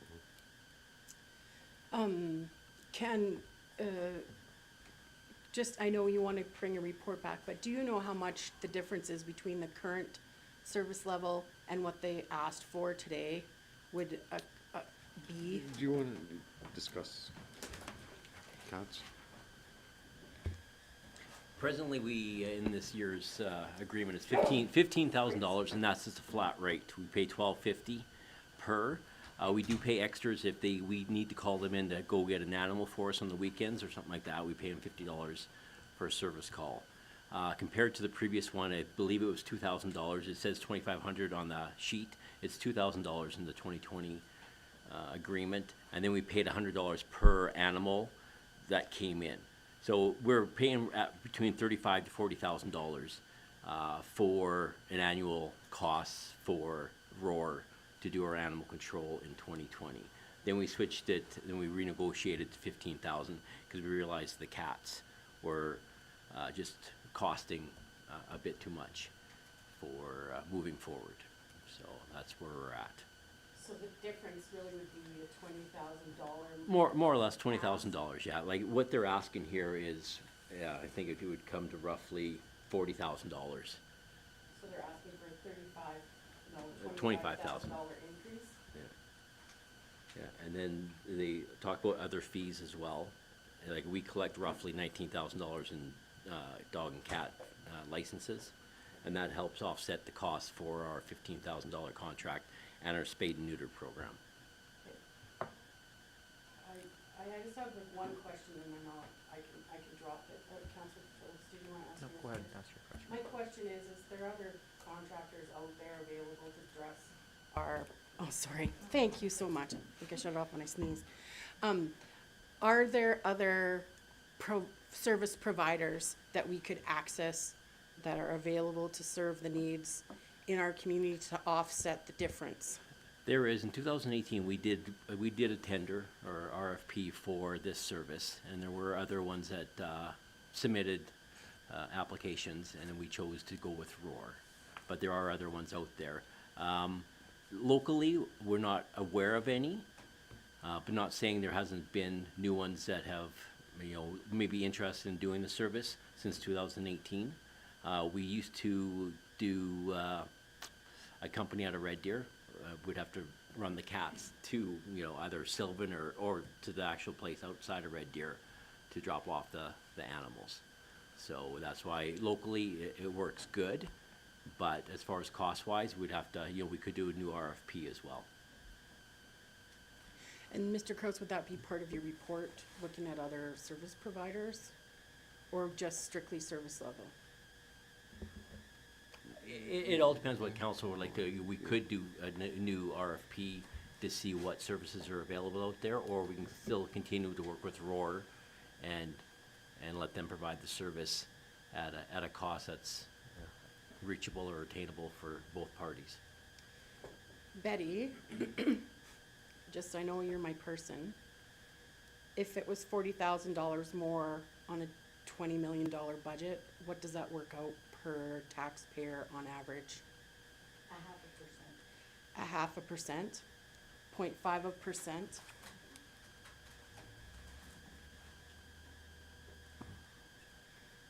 So 0.005%, right? Sorry, I know I'm not talking. When we did the budget, Yes. $83,000 was a 1% increase, so if we're looking at 40, it's roughly half. Thank you, because maybe we don't need to spend a lot of time and money on something that is easy to make a decision on. Councillor Phillips? I like Mr. Crow's suggestion of, maybe extending this contract for a few months at this point, getting us some information, and then I think this is probably a full-on service level review topic again. I know we've had this topic at service level quite a few times already, but I think it's probably another service level topic again as well. If we extended it 6 months, that would put us into December. Service level and budget would be done by then, before we'd have to renew it. So would it be possible to extend it for 6 months? To January 1st of 2024? And by that time, we'd have time to do the RFP, have service level, and our budget would be done before we had to make the decision on what we want to do. That work? Councillor Chappelle? There's two parties in this relationship, and we're one and Roar's the other one, and I think that Roar's here looking for funding because they're having a difficult time. It's great if we extended. I don't know how far we need to extend that. For us, great, 6 months. For them, probably not so much. And I think they provide a service or local. I think their numbers are real. It's unfortunate, there's a couple of things that I think, when I hear that they have a cat that's been there for over a year, that to me sort of is concerning, because after a while they're going to have 19 cats there for over a year, and then it'll be a bigger number. So I think there's another issue there that needs to get addressed, and that may be more of a service review discussion. So I'm thinking that we can probably push the envelope a bit. I just don't know how much we can push that envelope, because there is two sides to this. And they may say to us, have a good day, and then we're really hooped. So that is a fear I have, because then what do we do? And that is coming quickly in terms of 3 weeks down the road. So I think we need to be realistic in our request in what we do. What do you think would be reasonable to extend the contract? Because we're not going to have much for meetings and reports until September, right? So, Or do you want to make a decision without the report? oh no, I agree with Mr. Kraus. We try to get 2 months and then we look at it in 2 months. I just don't think we should push it more than 2 months. I think hopefully they'll be prepared to understand that we need time to make a decision. And we get a review back from Mr. Kraus and go from there. I just don't want to overstay our welcome, so to speak. Just a Councillor. comment, just regarding the numbers, they're looking at 37 unclaimed cats for 2022, and they've got 15, we get monthly reports from Roar stating how many animals are brought in, whether they're feral, dogs, that type of stuff. So at the end of the day, there's 40 animals that were unclaimed. And $15,000, that's $375 an animal when you put it into perspective. I'm not sure if that's too much, not enough for the care of animals, but also it's a rescue agency, and we realize that. But say if we went with another provider, usually standard practice is after 10 days, they usually, ship them to another rescue agency or someone else that will adopt that animal. So, the animals are staying there longer. Granted, they are, but it's a rescue that we're dealing with, not a pound, I guess. So there's two different scenarios here when you come to. So if you're dealing with an actual pound, they already have somebody set up after a 10-day holding period that we have to hold the animal for. It's just to make sure they don't have an owner, things like that. Once that 10 days is up, the animals given out to a rescue agency or, excuse me, found a home for the animal. Say, if it's a feral cat, it can go out to a farm to catch mice for a farmer in their barn, something like that. So myself, having worked in a pound in Parkland County, they had somebody specifically designed who would call all these places and find out where they can put these cats at the end of 10 days. So after 10 days, they weren't spending any money on feeding these cats or taking care of them anymore. It was already set up and they were gone, which is not happening currently at Roar. So that's a big difference between a rescue agency and a pound. Okay, well, I guess we look forward to seeing the report. So I guess we need a motion to accept for information, or do you want a motion to say that we would like our administration to bring back a report? Oh, Your Worship, I think just a motion that council ask administration to extend the contract for 3 months and to enter into discussions with Roar and to bring back a report after those discussions, if that works for council. Okay, would somebody like to make that motion? Counselor Ald. I'd like to make that motion that Mr. Kraus just articulated. Thank you very much. With no other questions or comments on that motion, seeing none, I'll call that to a vote. All in favor of that motion? And that's carried. So 6.2, the delegation from Mr. Von Holland. Does anybody have any questions or comments about the water bills? Counselor Phillips, sorry. Thank you. I know Mr. Kraus said we have a review coming up of our utilities. Maybe this request can be a part of that discussion. I'm not saying that we will or won't do anything about it, but maybe it can just be a part of that discussion and we'll talk about it then. So thank you, Your Worship. So we've had that initial meeting with the contractor that's reviewing utility rates. We put out different options for him to explore to bring back to council, because if you look at utility rates, it can get pretty complex and there's different philosophies behind it. You know, just for one example, I know Mr. Von Holland wouldn't like, because of his presentation, is you actually charge more after you go over a certain amount of meters. You know, and that's done for communities that want to do, you know, or Water for conservation. conservation. We all, you know, and there's some municipalities do utility rates by the size of service line going in, and they have different rates for different service lines. So we've asked the consultant to look at all of those options, and then we would bring it back to council for council review or direction of how council wants to go. What's the ETA on that information? I believe it's fairly quick. I think we're gonna have it September. Yes. Okay. So, because we already have that information, does anybody think we need to do anything further? Or we can just make a motion to accept for information the delegation from Mr. Von Holland? I'll make the Counselor motion that we accept the information from Mr. Van Hollen as information, and that we wait for the report from administration regarding water and sewer utility fees, costs, billing, whatever the word might be. Thank you very much. Any questions or comments about that motion? Seeing none, I'll call that to a vote. All in favor of that motion? And that's carried. So 6.3, the Council Remuneration Review Task Force.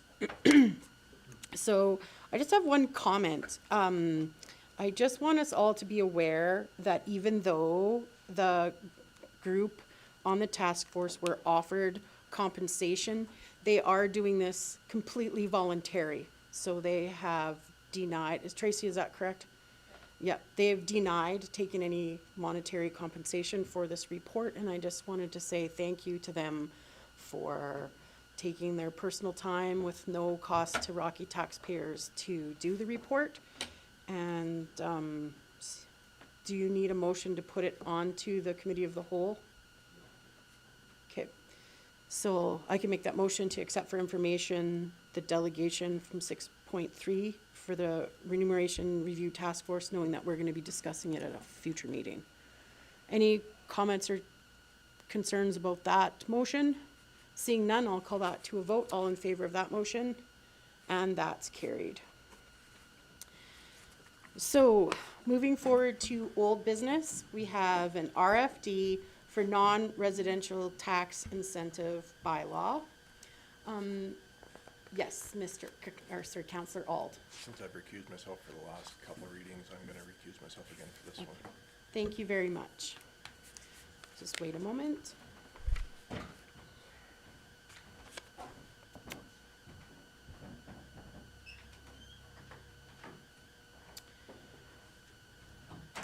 So this is the third reading of the bylaw, but Mr. Kraus, I had a question about about residential, tax incentives. So I had a few people in the community ask me, since this has been brought forward, if we can add or put in residential. And can you tell me your answer about the MGA, please? Thank you, Your Worship. So in the MGA, it's, this program, the tax incentive program, is only allowed for non-residential properties. There isn't a provision in the MGA for residential properties. If council wanted to go down that path, we'd have to look for another tool.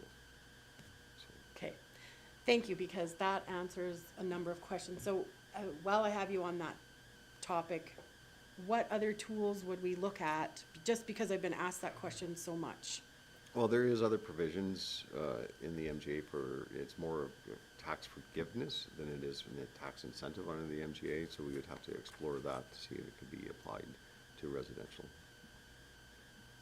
And would it be in our development policy, like when we talk about that in 7.2, would we talk about it then? Same rules apply? Yeah, so we'd have, something totally new that we'd have to explore. Okay. I don't know if that, if anybody else has had that question, but I have had that question a number of times. I'm sure our realtors have been asked that, because the 3 houses next door to me sold in less than 3 days. It's a busy market. Councillor Phillips. I just think that this bylaw is something that's gonna give us at least a competitive advantage or edge, or at least keep us on the same level playing field as other communities. So if there's no further discussion, I'd like to make a motion that council give third reading to bylaw 2023/06. Okay, so I think I would like to open it up. Did you have a question? Mine is on the residential development. Okay, thank you, I just. Further down. 7.2, okay, so, is there any further discussion? We'll open that up to a motion. Okay, all in favor of 7.1, the third reading, as per Councillor Phillips? And I'll call that to a vote. And that's carried. I think that's a great program for our community as well. 7.2, Mr. Kraus, did you want to speak on that at all?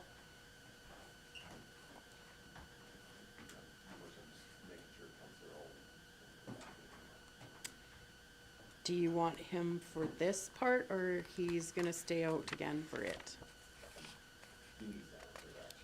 Yeah, nope, sorry, I'm just asking the question.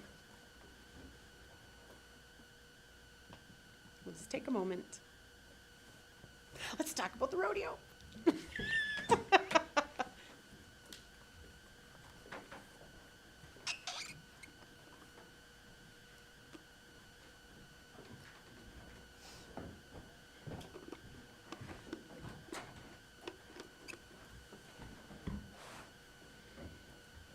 Okay, so I'm moving down the agenda to 7.2, an RFD for the policy for non-residential development incentive policy. Mr. Kraus, did you want to speak to that? Yeah, that'll be myself. Okay, Mr. Schwader.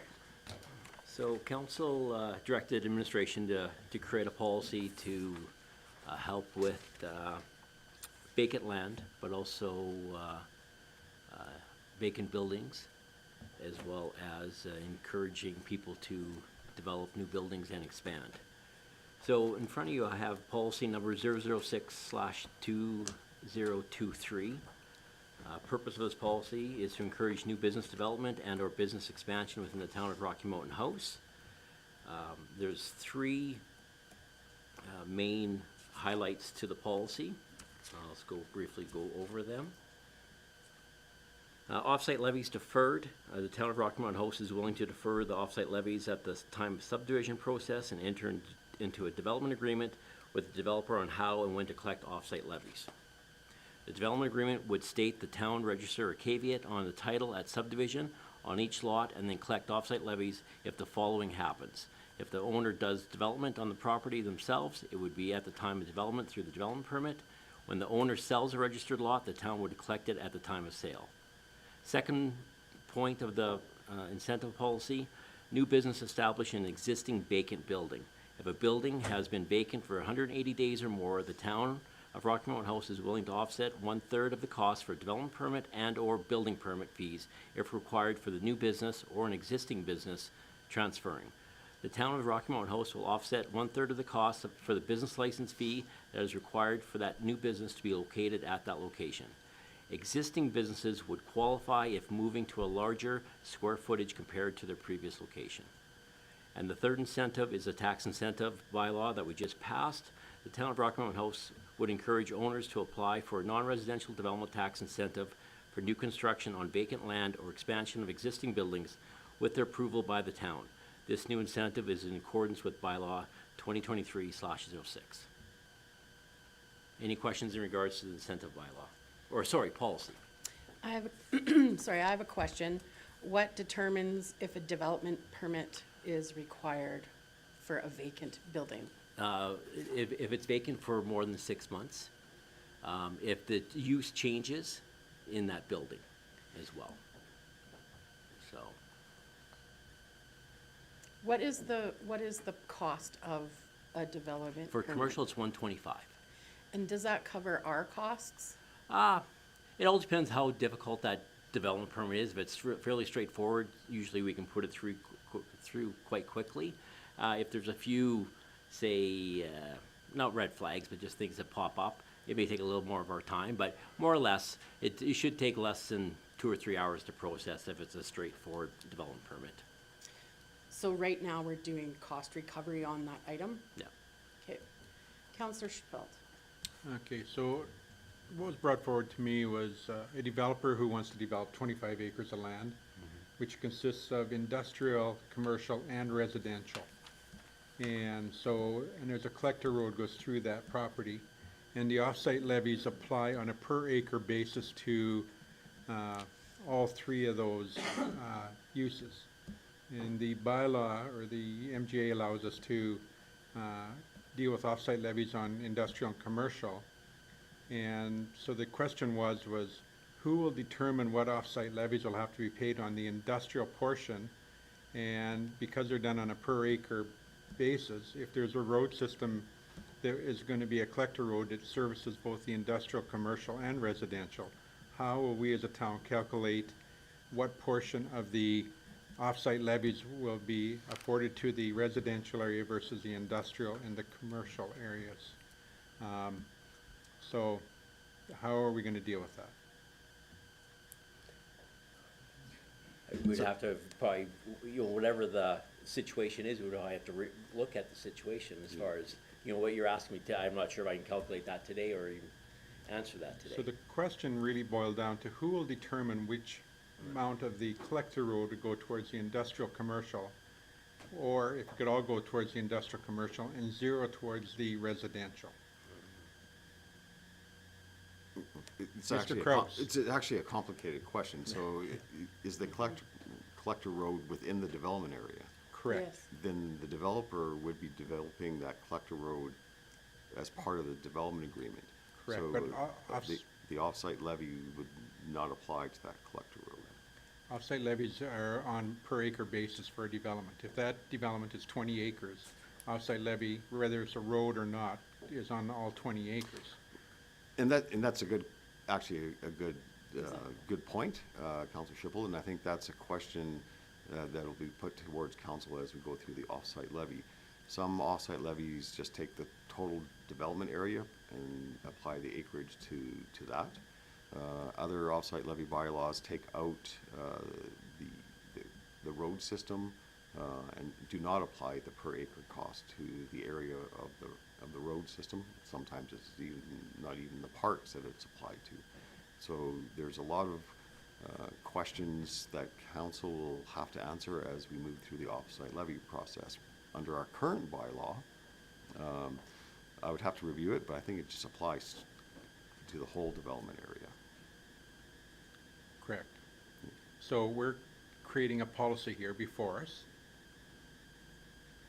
to do with this, but we have question marks in that policy. Because I just asked a question that's relative to this policy that we don't have an answer for. So the question is, how do we approve this policy when it's got holes in it? So, Your Worship, I don't think the policy has holes in it. I mean, we would apply the land use bylaw or the off-site levy bylaw as it sits today. What this policy does, just it defers it. It defers the payment. If council wants to review the off-site levy bylaw to eliminate, you know, collector roads, even local roads, and just for the developed lot area, then that would be an amendment to the land, or to the off-site levy bylaw. So, Mr. Crowe, that works if it's industrial and commercial. Doesn't answer the question on the residential property as to what happens to the off-site levies on that commercial property. I understand what you're saying, but it doesn't meld. So what I am understanding is that the residential properties in your example are part of the entire development area. Correct. Yeah. So the off-site levies would be equally applied for the industrial, commercial, and residential. I don't think our off-site levy bylaw differentiates between the different type of uses. What if it was, what, Sorry, Yep. you're right. yep, Until it comes to this policy, which differentiates from residential to commercial. This policy Oh, says, Okay, now I understand your question. okay, thank you. Yes, so this policy, yeah, to address that specific situation, it might need amendment, just to say, if the development area includes residential and the non-residential development, it would apply to the whole development area. Thank you. Yeah. That's what I was Okay, looking for. Sorry, I didn't understand your Thank you. so do we wanna make that, should we make that amendment now? Like, would it be a number 3 on off-site levies? Should it say off-site levies for commercial industrial on this policy? Well, the problem is, page 1. it's then contradictory to the Municipal Government Act, which doesn't allow you to, is that my understanding? No, so under the MGA, that's tax incentives. It's not off-site levies. So we wouldn't be contravening the MGA. And I would ask council, allow us to do a revision and bring it back so council could see. Just so we have time to review it and make sure we got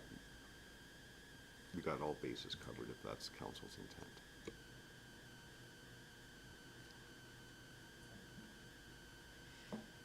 Is there any other questions about that? My question was gonna be, what if it was done in stages? What if a development was done in stages? How is this gonna be addressed? If a development's done in stages? Yeah, so your worship, so what you're talking about is a stage development agreement, and that would be addressed. So generally in a stage development agreement, so they'll do stage 1. Yeah, And when stage 1 is developed, and under this policy, when they sell the lot, then they would pay the offsite levies in stage 1. Okay, so- Then they would move to stage 2, but that would be addressed in a stage development agreement.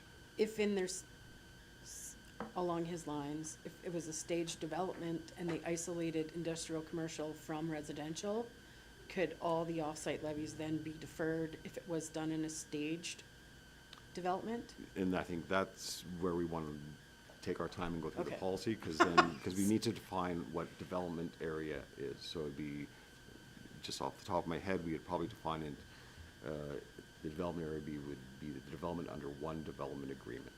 Is probably the easiest way to do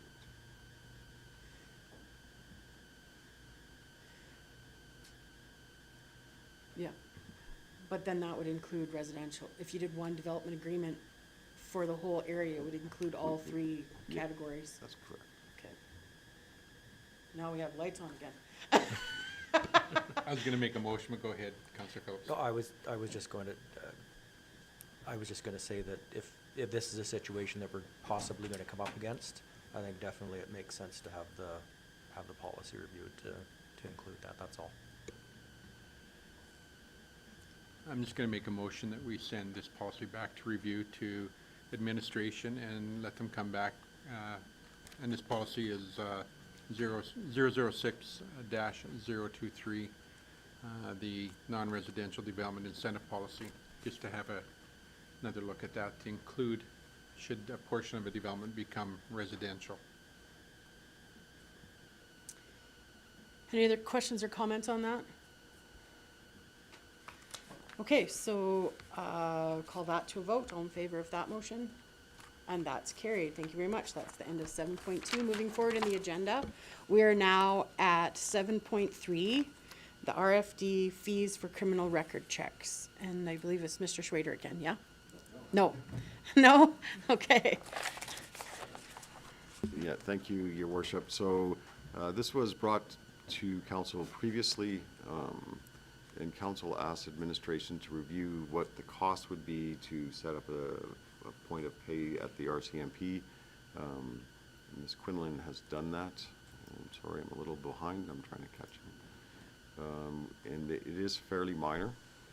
So if you look under financial, the cost would be under $2,600 to set it up, and an ongoing cost of $1,400 per year for the firewall. So the hard part about it is just getting the approval through the RCMP to run that second line in. They don't have a concern with it, it just has to go through the federal process. So if council is interested in setting up user fees for criminal record checks, the costs, I would say, is minimal to do that. Well, thank you very much.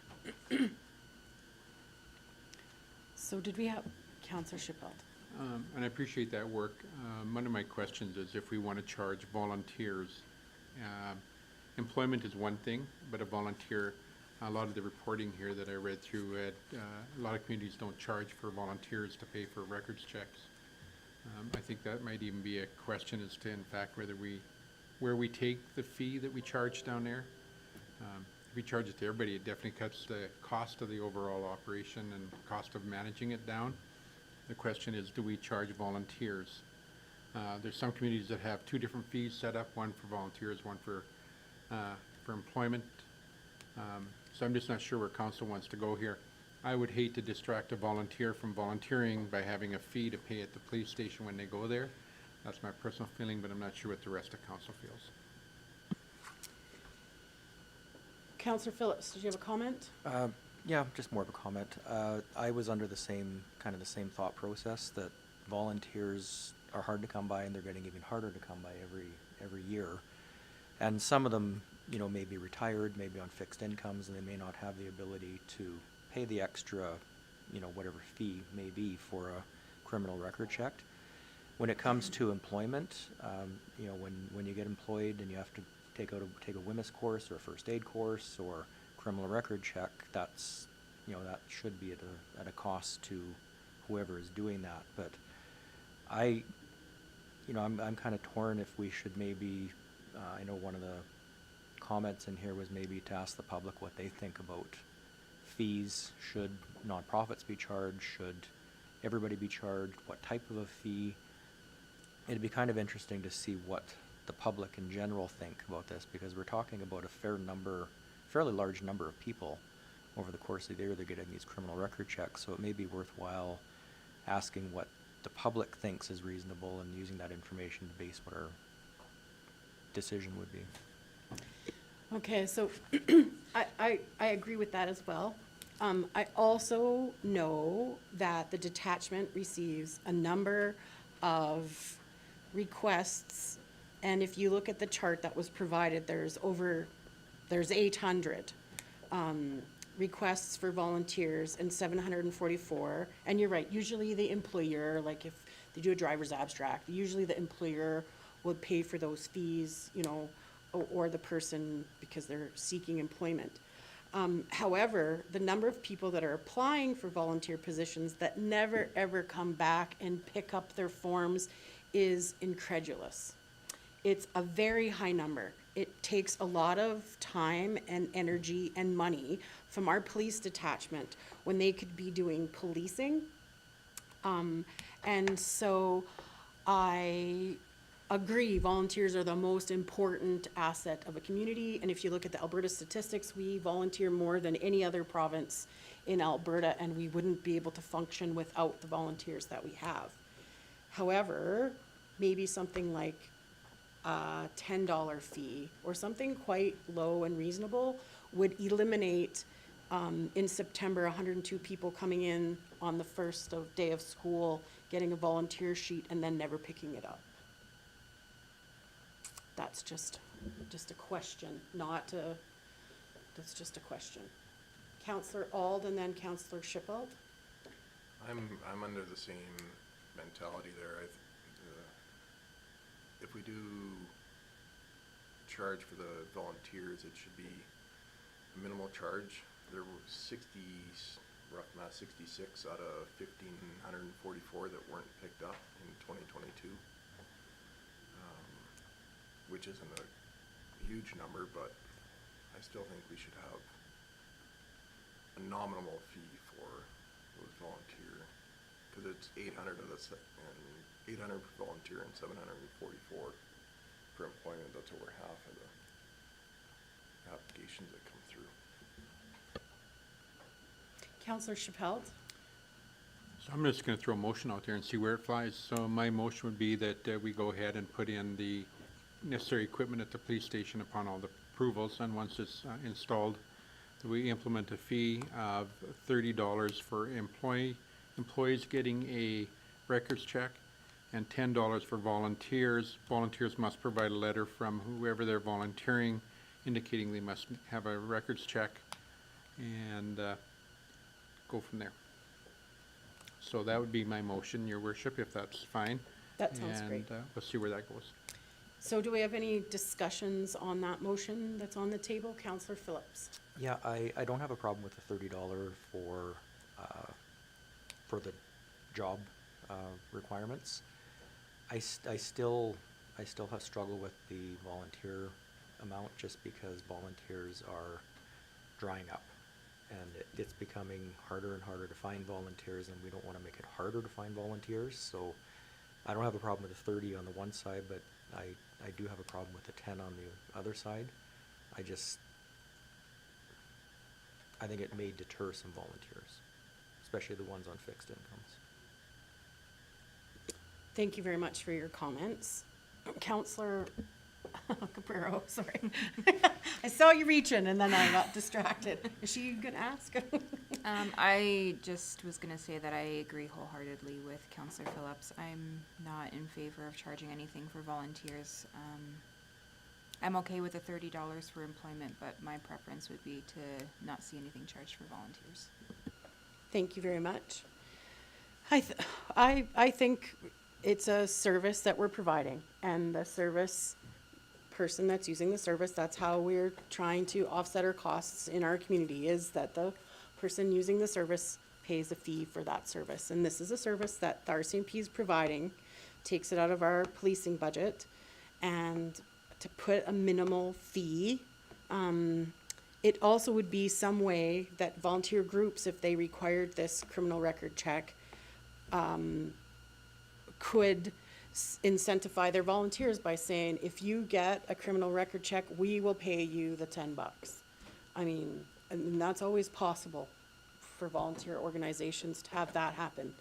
Obviously, it wouldn't happen at the school, but I'm just saying that it could be possible for things like that. So I'm still in favor of charging the $10. Anybody else have any comments? Seeing none, I think I will call that motion to a vote.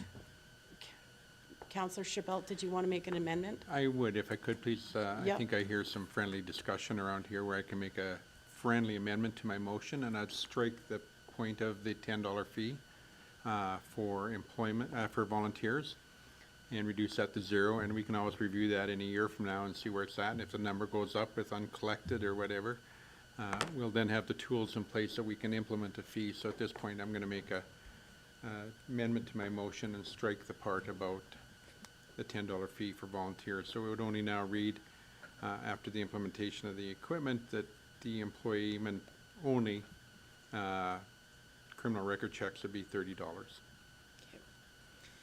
Thank you very much. Is there any further discussion on that motion that's amended?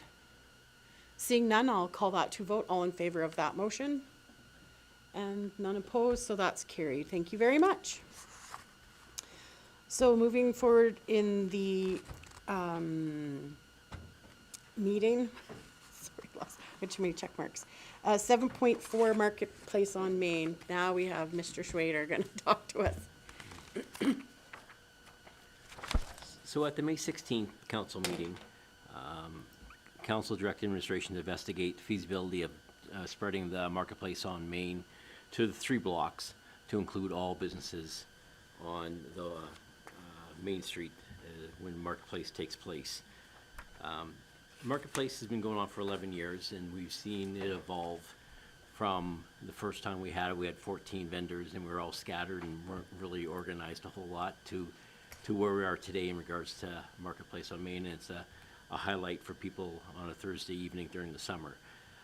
So Jeff and I have discussed as far as how we should roll this out for 2023, and we are going to spread it out over the 3 blocks on an average of 55 vendors. We'll offset the vehicles going down the middle of the block and have the music on 51st Avenue where the power source is there, and have music. We're trying to line up music for the bottom of Main Street as well, so we'll have music down there as well for people to enjoy when they're walking down the street as well. So we've done it 3 blocks before, so we're familiar with it. Road closure, this is an extra intersection here that we have to close off, but another staff member will be required for a small fee, but we're hoping that we'll have more vendors this year to offset that cost as well. So we are, as far as our rates and fees bylaw, we are charging $200 for 10 nights, $25 for a single night, and then we charge the businesses, if they go onto the street, $15. If they just choose to use the sidewalk in front of their business, there is no charge for that business. So we're giving them 2 options. If they want to participate, they can have a sidewalk sale or whatever, but then if they want to go on the street, it's $15. Any questions in regards to the RFD that I presented today? Yeah, I think there is a Sure. question from Councillor Chappelle. Thank you, Your Worship. I have a question for Mr. Schrader. So anyway, the discussion at the last council meeting was about rotating between top and bottom of Main Street. The report came back as adding a 3rd block, so I think the motion and the report are just a little buried. Yeah. And furthermore, Councillor Auld at that meeting suggested that we talk to people along Main Street to see how they'd prefer the layout of the street, whether they'd like the booths down the middle or the booths on the sides. Right. And none of that is included in this report. So I guess where I'm at is, I appreciate the report and it being done, but I don't think it coincides with what the motion that was made is. And so I think I'd just like to possibly just send it back, unfortunately, and just have a revamp of going top and bottom versus 3 blocks. I think if you get enough booths to do 3 blocks, that'd be phenomenal. No. But I think in this case, the discussion with Mr. Evans was just to move it 50% of the time top of the hill, 50% of the time to bottom of the hill. So that was my take at the council meeting. I'm not sure how everybody else's take at the council meeting was. But So- ideally, at the end of the day, if we can spread it out over the 3 blocks and have all the businesses involved, I think that's the same result. Well, yes and no. Gives us market on Main, but it's gonna be an extra employee, it's gonna be an extra street being blocked off. So there are some things that are gonna be not cost effective. So Yeah. I think that I think the discussion was just about the possibility of shifting areas. I know. And that ideally, we've got to take into account for vendors. The vendors are the one that drive the Main Street for Market on Main. And to confuse them on a regular, like every second day or every second event for a week or every month, at the end of the day, we're providing, everything for the businesses, but also the vendors. So, I don't know. So can I add to that? Yeah. So I feel that the reason we were gonna swap it from top to bottom is because right now, currently, we don't have our 280 vendors or whatever it was at our peak season before COVID. And so I'd hate to see that it stretched out to the bottom, but not be a full and vibrant market, which is, I think, why the idea was to move it from top to bottom, so that you could still have that compact area. And that's what we were asking, and So- I do agree about asking the storefront owners and getting some feedback with that. So, you know, because I've been there before before we broke it down to make it shorter, where there was only 5 vendors at the bottom of the street, and it just doesn't get visited. So, also, when you do music, okay, so, right now, we do it on 51st Avenue. We can set up music earlier, because it takes a while to set up. We have issues with, Rocky Eye Care as far as patients being in there and moving vehicles when it hits 4:30. We have an issue presently right now with moving vehicles. Ideally, we need to start setting up music as soon as possible. So sometimes we may not be able to set up that music. And as far as the way the DJ trailer sets up, it works best for it to be on 51st Avenue. So either way, the music should be on 51st Avenue for it to work for us. As far as the businesses, you know, asking which one whether they want it down the middle or in front of the businesses, you know, we assume that we wouldn't be blocking the businesses, you know, if we put them along the side of beside the sidewalks. So going down the middle, I know for you know, people communicating and visiting and that, it may work better for that, but as far as the businesses itself, you know, if you can give proper exposure to the businesses without putting vendors in front of them, that works best as far as what we believe would work best for market. Councillor Auld, I'm gonna let you ask a question or make a comment. Just looking at the diagrams of the way the vendors are set up, with them being staggered like that, is there room, there'd be room to navigate back and forth in between the vendors? As far as walking wise, Yeah. yes, yeah, they could, because what we're trying to do is, you can walk between them, depends how the vendors are set up. You know, if there's a trailer, or if there's a tent and there's, they say, strings or ropes holding that down or whatever, but ideally, we've offset them 20 feet apart. Okay. So it goes 20 space, and you go on the opposite side, 20, 20. So that's the average length of a vehicle, is Does 20 feet. does that answer your question? I'm not even clear on your question. My question was whether or not you can navigate between the booths going up and down Main Street. That was a concern of mine originally. And then I kinda like the way it's laid out, if we could have another music down at the bottom in the empty lot at the bottom. And then everybody isn't moving back and forth, just have it set up that way all year. I think that's a win-win for everybody. It is a little bit more money, but pretty negligible. So in the past, the music was down across on the bowling alley. I don't know what avenue that is. That's when the street was being, the top 2 blocks are being repaired for the Main Street revite. Yes, but it is possible. It's functional. If we have a power source. You know, but what we're planning on, we'll have a single entertainer down there using our tree power source. There's power sources below each tree well that they could plug into and perform there. So, but as far as, you know, we usually only have 1 or 2 performers at the main tent anyway. So, you know, we'd probably just set them up on the corner or in the bottom of the street, just on the street itself, to play music. No, the reason I was asking making the comment is because you said that you're not going to shift it from top to bottom. You've spread it over 3 blocks. Yeah, not the because music. of the music. No. And I'm just saying that we had music on that avenue by the thing before. And I don't know if I agree with not asking the businesses on Main Street and the market people about what they would prefer. And just changing it. Don't know if I feel 100% comfortable with that, but it was Councillor Ald's question. Do you feel comfortable with us not contacting the business owners along Main Street and just doing it as laid out? Sorry, Mr. Cross. to Mike, yeah, just Mike himself, but. Yeah.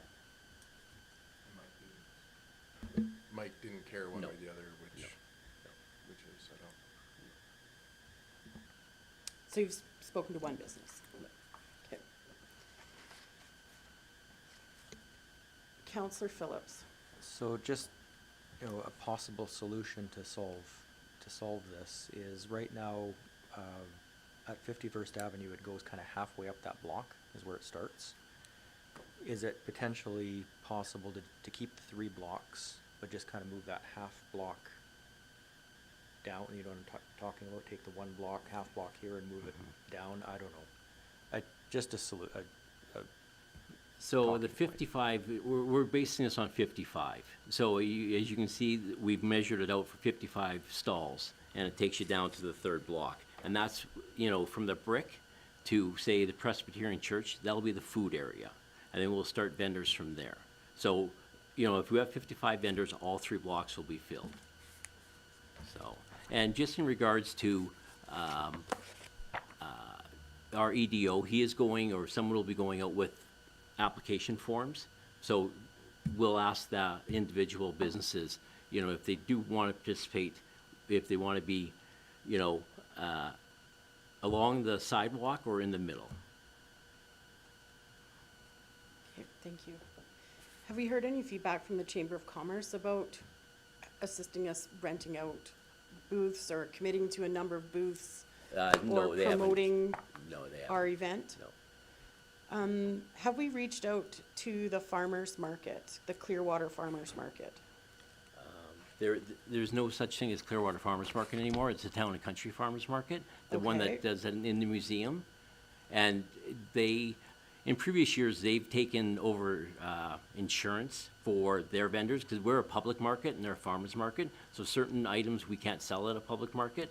So they used to cover their vendors that were participating on Saturdays. They'd come to ours on a Thursday.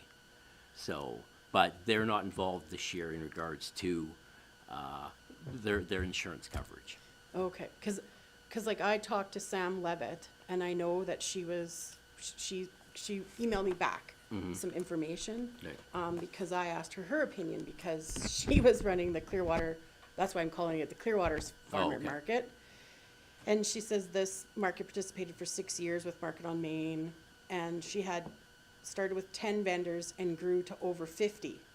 And so I just think the same as with anything else, the more vendors we have, Right.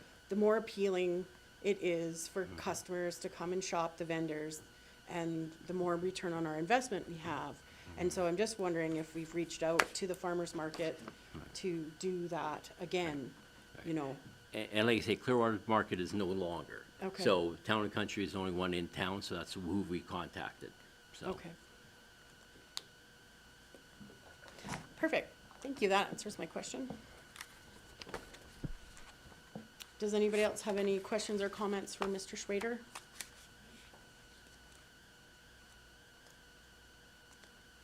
Does anybody would like to make a motion?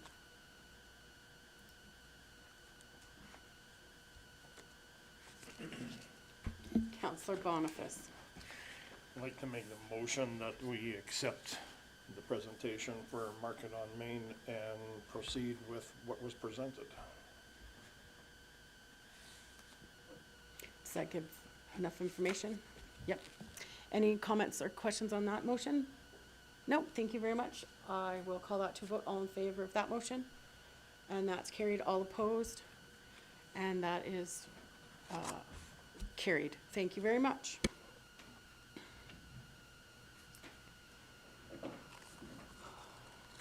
So, thank you very much. We're now on 7.5. So this is RFD for offsite levies and utility master plan. And there's, I'm gonna turn over to Mr. Kroos. Thank you. Yeah, thank you, Your Worship. So council has asked to go, well, and actually we approved a budget of $120,000 to do a review of our offsite levy bylaw. So the first step in that process is seeking guidance from council of what wants to be included in that RFP to review for offsite levies. So we've gone through it. Obviously, water, wastewater, and stormwater is the obvious ones, because that's your major off-site levy that occurs. So just verifying with council if they want that in there, along with transportation. And transportation is typically intersections that need to be improved to get into a development area that's not within a development area. Under the MGA, that can be highway access also. And that's probably where the major off-site levy fees would come from, is improvement requirements from Alberta Transportation if volumes and turning go into a development area off a highway. No,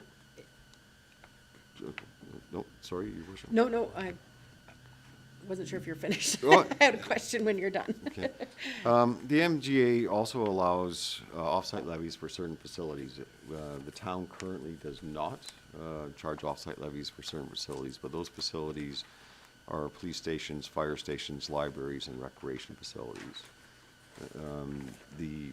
The key point, though, if they are going to go into an off-site levy bylaw, you need pretty much a feasibility study done for that facility that identifies the size of the facility, the costing of the facility, and what proportion of that facility would actually be needed for future development growth.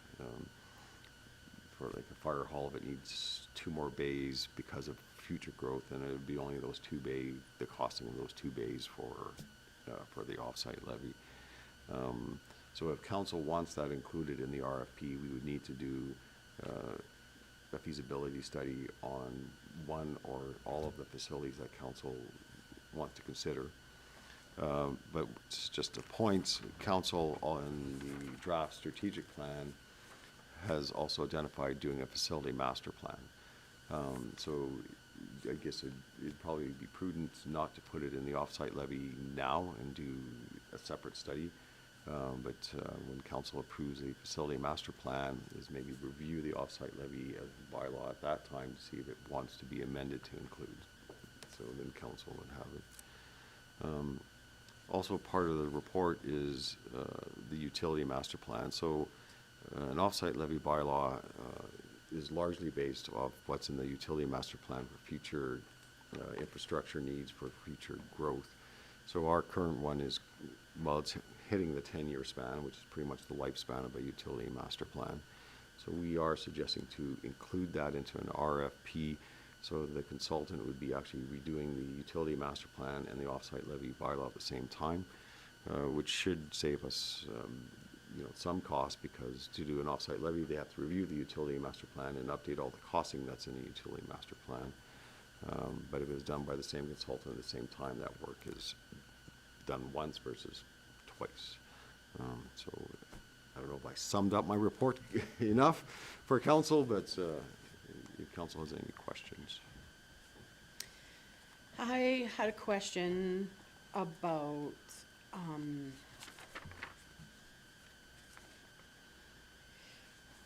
if we put this into this document, then could it be included with,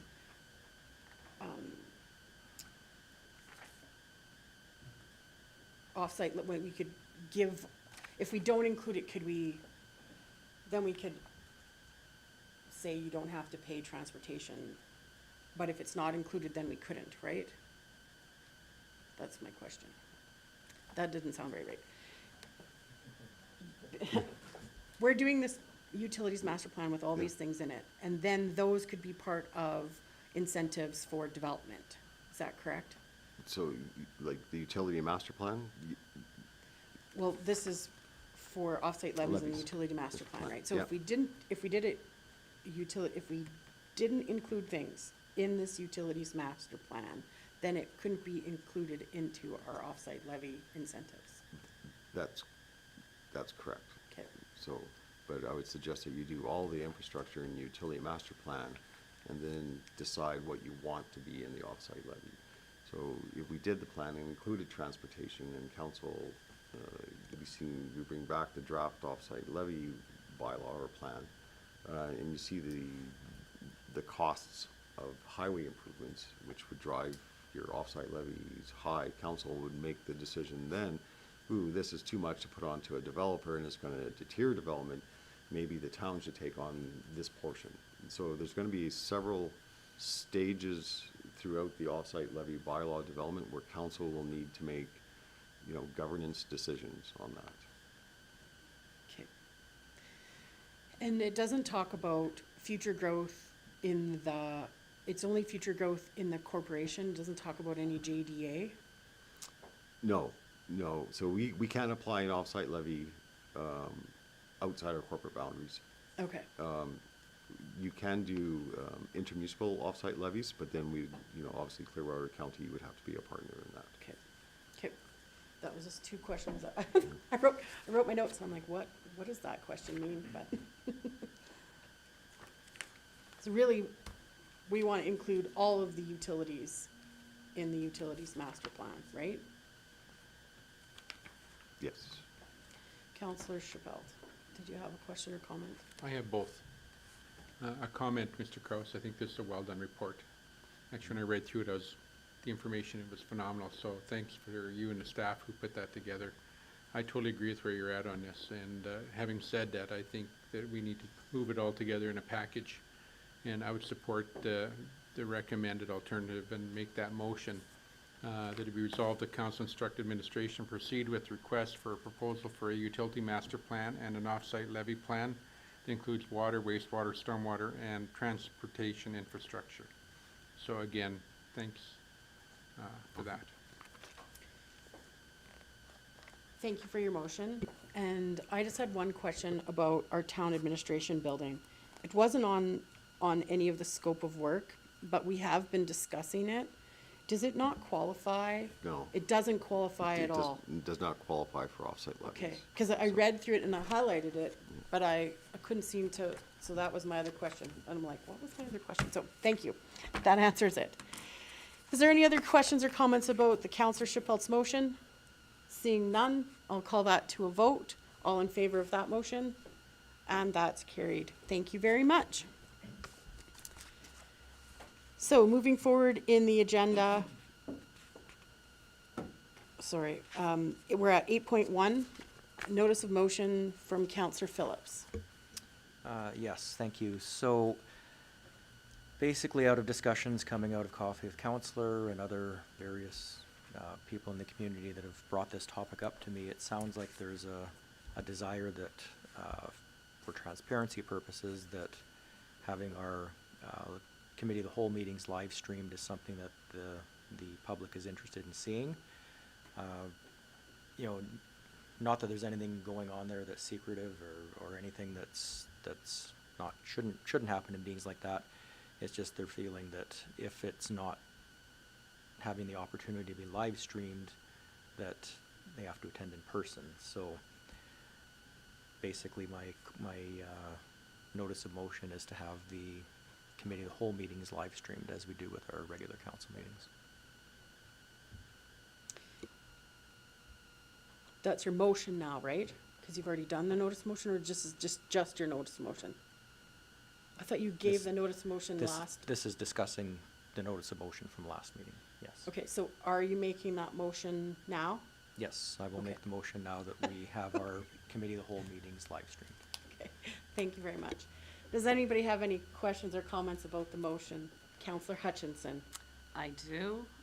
I disagree. Once again, we've had this discussion before, and according to our procedural bylaw and the definition of committee of the whole, I think that it is a good opportunity for us as council to have a more free-flowing conversation that isn't structured as a regular council meeting is. And I think, for relationship building amongst us in council, I understand what the public are looking for, wondering how we reach motions that we bring out of committee of the whole.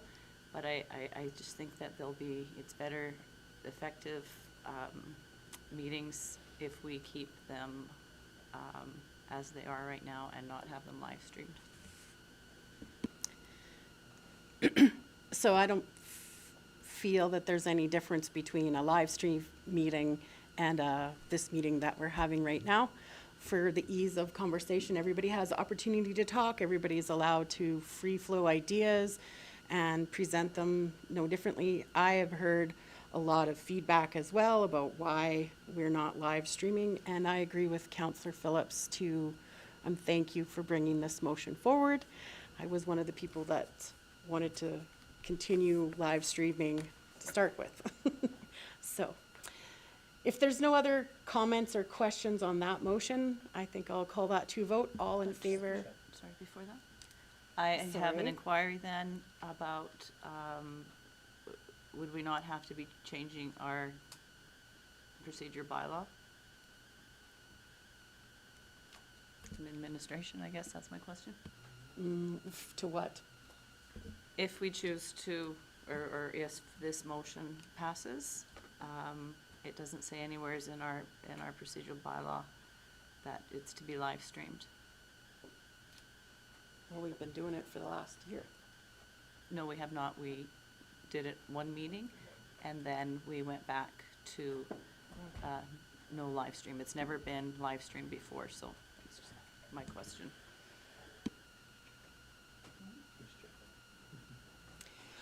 So we're at an hour and a half in from the last meeting. Do you want to have a few minute break, Mr. Kraus, to find that information? Yes. So I think now would be a good, excellent time to have a brief recess and we'll come back to this motion, say in just a few minutes, and just have our break now. Thank you very much.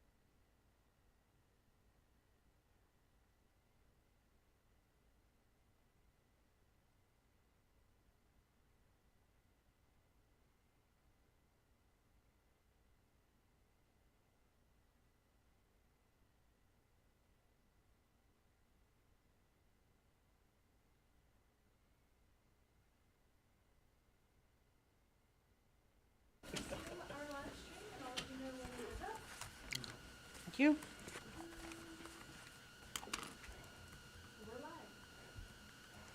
Thank you very much. So I think we've given Mr. Kraus enough time to find the information to Councillor Hutchinson's question. Yep, thank you, Your Worship. So live streaming is just by resolution of council. It's not a change to the bylaw.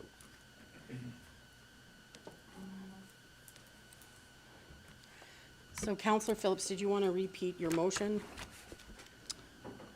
Yes, my motion is to have our committee of the whole meetings live streamed. Thank you very much. Councillor Chappelle. I just have comments on Coffee the Counselor.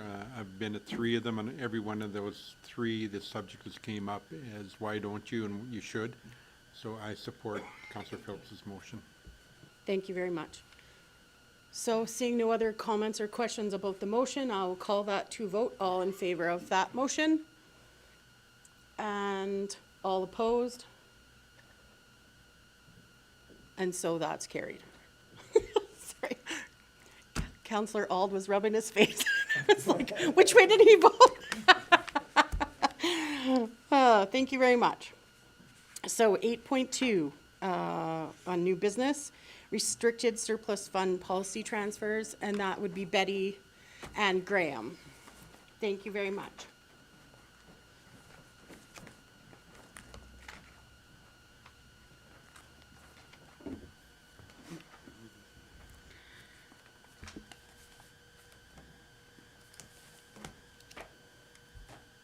Okay, so we have a report on some reserve transfers.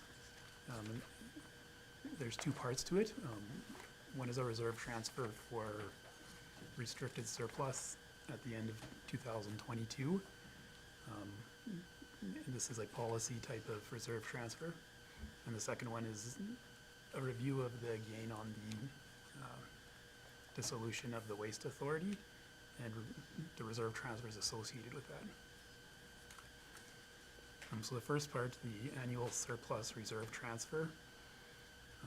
The comment section includes a bit of a reconciliation from what the financial statement show as income to a surplus recommended for transfer.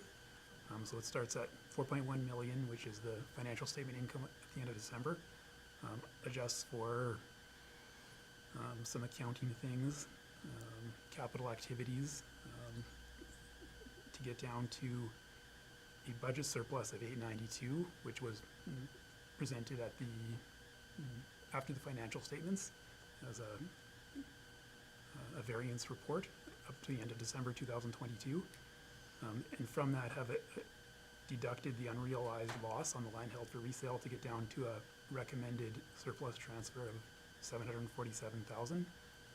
There's also a note on, connects a little bit with the unrealized loss on land held for resale, which is some of that land was sold subsequent to the year end, and there's following the reserve policy, those proceeds would get transferred to the land reserve by policy. So that comment is a highlight of that part of the policy. Further, the comments break out the recommended transfer among reserves following some percentages which are set within the reserve policy. And the second part is a bit of an analysis on the gain on the Regional Waste Authority dissolution. So at the end of December, there was a large gain in the financial statements. It was about 3.4 million. So this gain was made up of $4.2 million of cash, which has been received. The town assumed a liability of 1.1 million, which is an accounting estimate for closure, post-closure loss costs related to the landfills, and then also assumed some capital assets with an estimated market value of 360,000. So at the end of December, of that gain, 2.4 million was already transferred to the solid waste reserve, and so this is a recommendation to transfer the remaining amount of that gain, which is about 668,000. So in addition to that, as previously mentioned, there was a liability assumed of 1.1 million, and this is an accounting estimate of some future costs, and that is subject to change every year based on valuation. A big part of the change this year was change in interest rates used in trying to evaluate it. So it's a bit of an accounting thing. And so there's a recommendation to transfer that change every year to the solid waste reserve, to or from the solid waste reserve, depending on, I guess, which direction it goes. So in summary, there's 3 reserve transfers I'm looking at, and one is an operating budget surplus transfer of $747,000, an additional solid waste transfer of $668,000, and then a transfer for the change in the closure, post-closure costs liability, which is $269,000.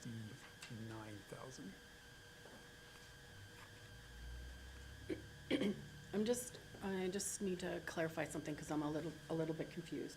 So we sold our solid waste authority cells, right, for 3.433 or 4.188 on page 4 or 5.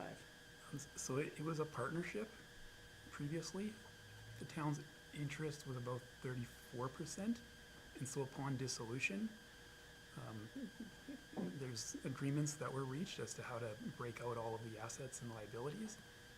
And of that, there was set amount of cash, which was $4 million. So there's a whole bunch of cash in the authority. Okay. And so $4 million of that was allocated as the town's portion and then Okay. distributed to the town. And so 1 million is that 150 that we had to pay just the other day for, I think it's related to that, yes. And it's, yeah, that was like our insurance or a portion of whatever it is on what's already been closed. Is that right? Our liability for what's remaining? That's an annual fee that they will bill us. It's related to that cell, but this post-closure liability is a different liability that's set up. There's a couple pieces of that, Okay. right? So my question is how come that leachate liability isn't calculated into this surplus amount? Like, why don't we have that information with this? Because it's all to that surplus, right? Or is it irrelevant? Because it's a tax or a cost on something for garbage that's been closed that's not actually a fee. Like, is that gonna be calculated into residential waste, or where is that gonna get funded out of? So,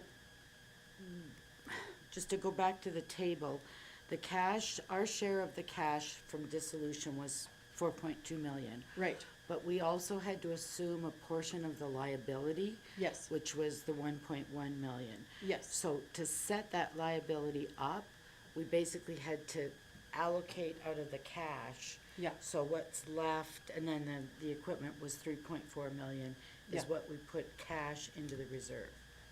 Because that liability goes on it can go on for up to 25 years.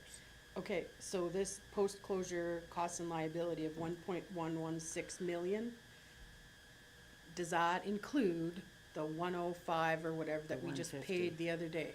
No. How come it's not in there? So then would it get 'Cause budgeted to That's residential billed- garbage? That's billed on an annual basis. They send us a bill for if there's any leachate. This Right. is the post-closure liability, right? Like this is. Are we? Okay, maybe I have it wrong. But we just did the other day where we Yeah. did a budget thing. Counselor Phillips, did you have a question, or? Sort, just more, maybe more of a clarification on that. Leachate, my understanding is, because leachate changes from year to year. It can be on heavier rainfall years, you could have more leachate, drier years, you could have Yeah, less he leach. just explained Yeah, that, so my understanding is the 1.16 is for the post-closure cost 25 years down the road, but the leachate is a annual. Is an cost. annual expense. Okay, so my question is, how come it's not coming out of the landfill dissolution instead of out of our budget?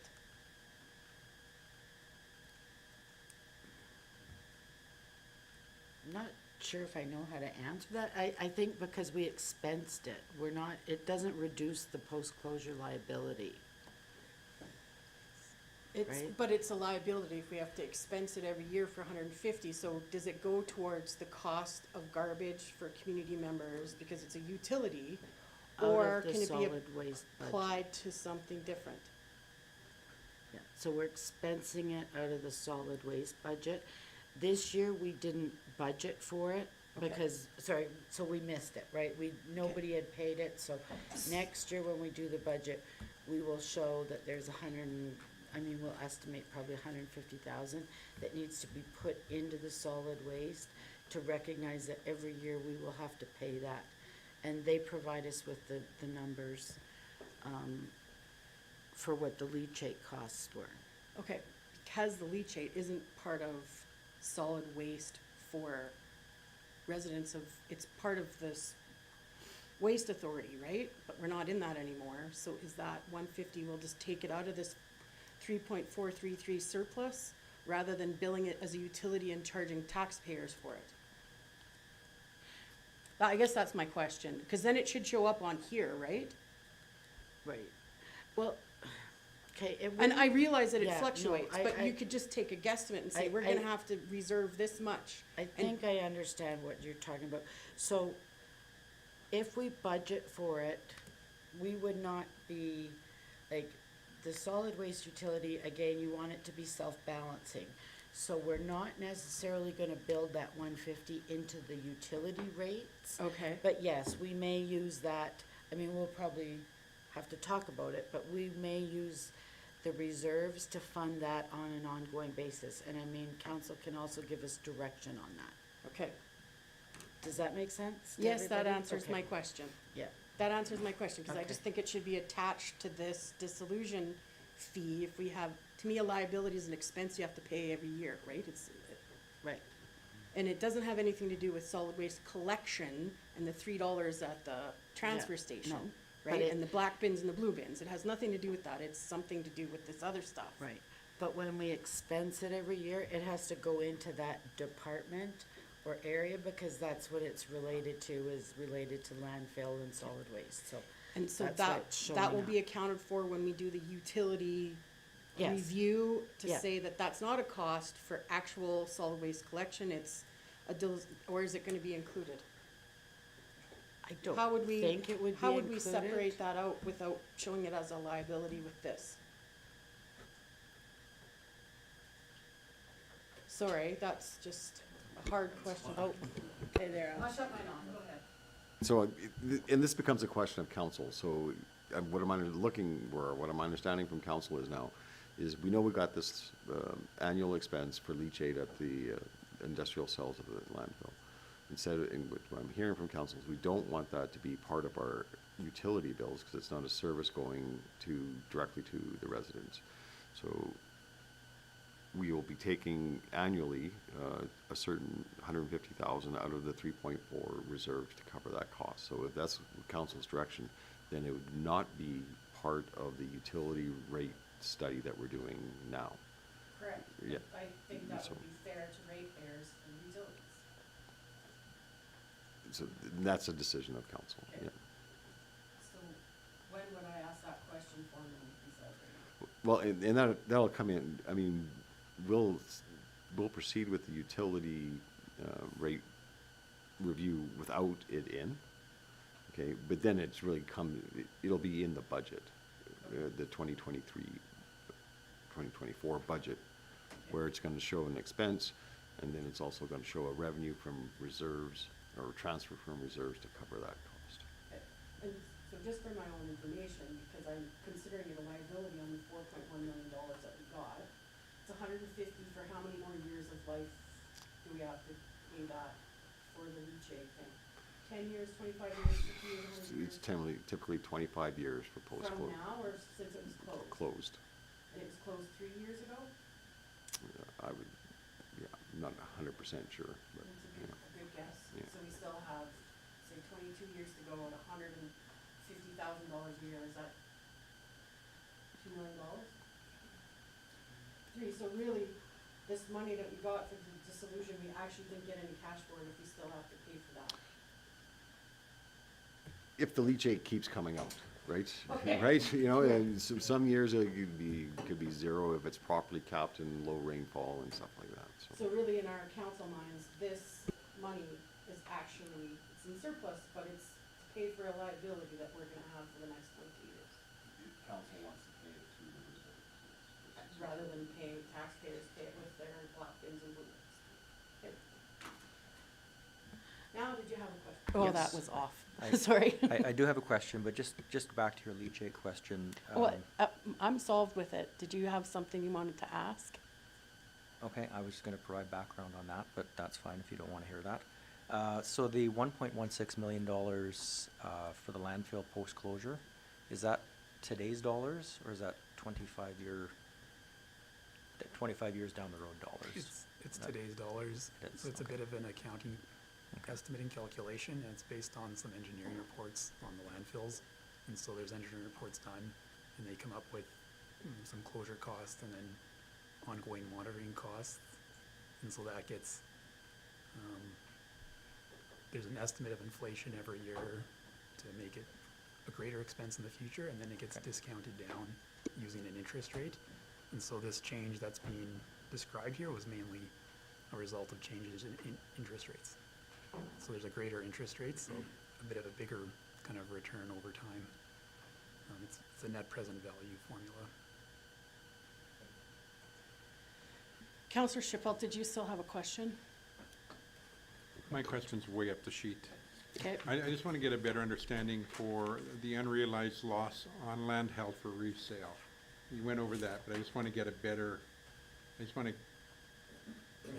understanding of what that means. Okay.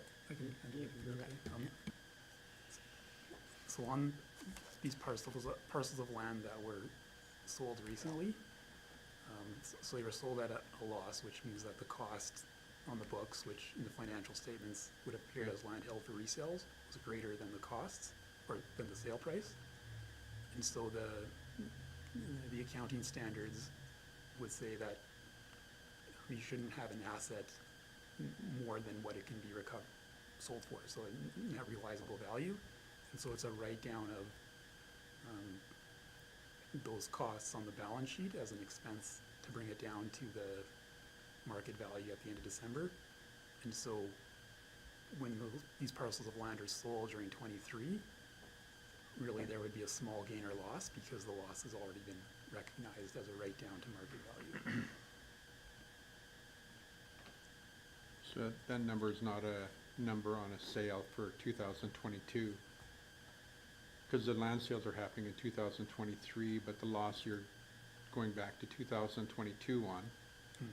Why would you not leave that for the year of the sale, indicating that there was a loss on the sale in 2023? Because in 2022, the sale hadn't occurred. So although we know the number, it could be an incorrect number in 2022. So I just question why you wouldn't have that in 23 versus 22 if the sales don't occur till 23. It's an accounting standard thing as to how it appears in the financial statements. So the land held for resale inventory, it's a lower of cost or net, sorry. You're adjusting it for not capital gains, but whatever the current value of the land is. So Yep. he's made an adjustment for the current value of land held. So, How do you know what that current value is if it's not sold? because we lowered the price by council resolution It's a, to match the estimator's price.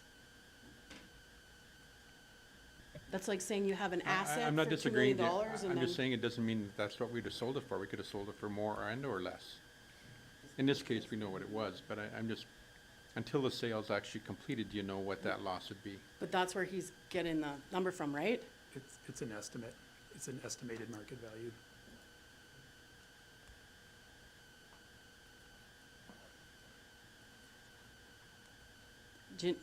Because you weren't here for that one, that's. I'm okay. I'm just not sure. Counselor Boniface, did you have a question or comment? Just a question, please, if you could clarify something for me. On page 4 of 5, it says that we got cash of 4.1 million, I'm not gonna read all the numbers. The landfill closure liability was 1.1, and land, building, and equipment was 360,000. You subtract the 1.1 and the 360 from the 4.1? No, you add the 360, we keeping that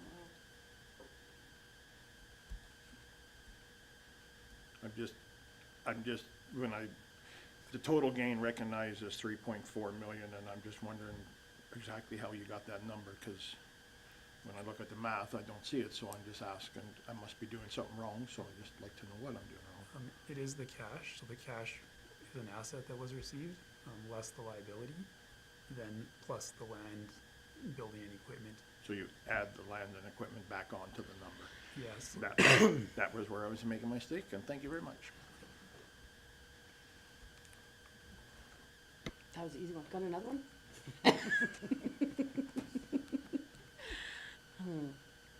Seeing as no other questions, do you have more to your report? We've kind of interrupted you partway through. I don't have anything more to present on this. Well, thank you very much for your answering our questions and your report. I really like numbers. Yes, I do like numbers. So would anybody like, if there's no other questions, would anybody like to make a motion? Counselor Hutchinson. Does everything have to be listed out loud here under recommended alternatives? Or can it just be that council approve surplus reserve transfers as follows with the table that is provided for us, and that council approve total transfer to solid waste reserve of $3,072,513.36, which consists of 2404122.68 transferred in 2021, an additional 2023 transfer of $668,390.68, and transfer of 2022 change in closure and post-closure liability of $268,695.34. Does that sum it up? Sounded great to me. If there's no further questions or comments on that item, I'll call that to a vote. All in favor? And that's carried. Thank you again very much for your work on that. So you're up again. So the budget funding review, 8.3. Okay, thank you, your worship and council. So this is, I'd almost call it a little bit of housekeeping. Once we finished the year end, we kind of did a review of the grant funding that we had allocated during the budget process, and there's some projects that have carried forward, and just looked at how we can sort of maximize our grant funding.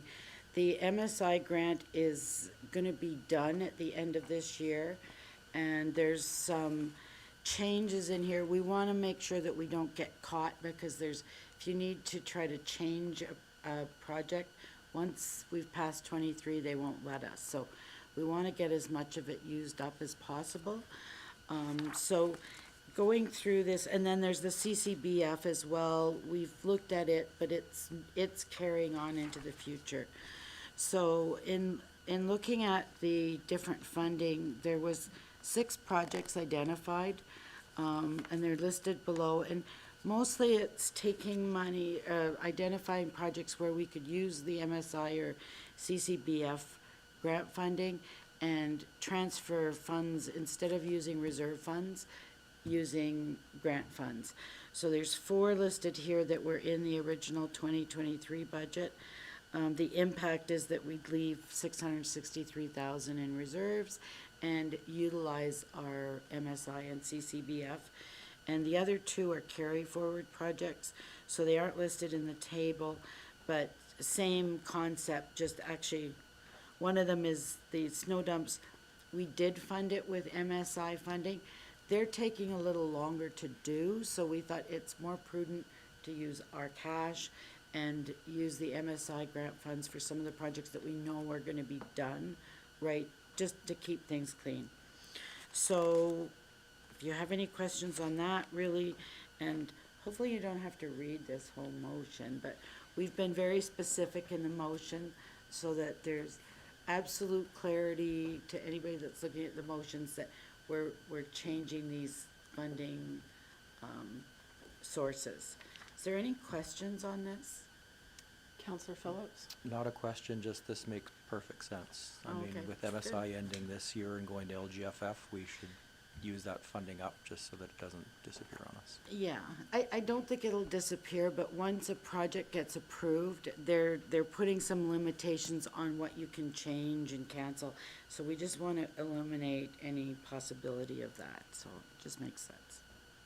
Thank you very much. I'm gonna make the motion if there's no other questions or comments, because, following the meeting, Councillor Boniface has to be at an event, and so does Councillor Shipwell and myself have to be at a different event. And so we're gonna try keep, our time. We still have quite a bit left on the agenda. So, my motion is that the council approve the following 2023 budget funding changes. A, reduce reserve funding for Project 311 for the 2008 VAC Truck 7 sewer flusher by $505,896 and increase the MSI funding for this project by $505,896 and utilize sewer reserves of 65%, water reserves 25%, and the vehicle reserve 10% to fund their proportionate share of the reserve portion.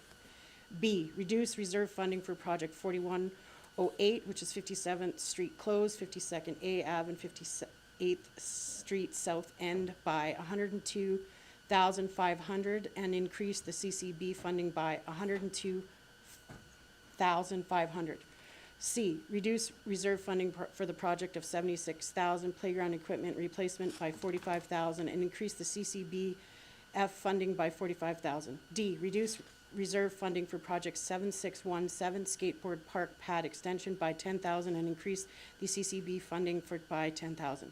E, reduce carry forward MSI funding on projects 3209 and 3210 by $211,806 and increase land improvements reserve funding by $211,806. F, reduce carry forward grant funding on project 33116 Public Works Yard Study by $60,000 and increase reserve funding by $60,000. Pending changes to the MSI allocation, CCBF allocations, or considering project eligibility, some funding may revert to original 2023 budget. All in favor of that motion? That's number 2. Sorry, I do have to say number 2, the council maintain funding on these projects as originally budgeted in the 2023 document. All in favor of that motion? And that's carried. If we wanted that motion. Beg your pardon? I don't think you get to do motion 2. Sorry, that was a typo. Okay. Okay, so I had it right the first time. Thank you. Moving forward in the agenda, we now have, I lost my agenda. 9.1 correspondence for action. We have a flag request for Pride.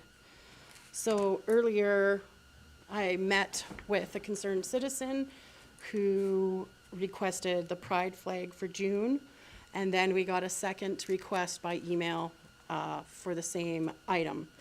And as, I just want to make a statement that it doesn't matter what your personal opinion is, we want Rocky Mountain House to be a welcoming, open community for all people, no matter what. And I therefore think that this could be granted for the month of June.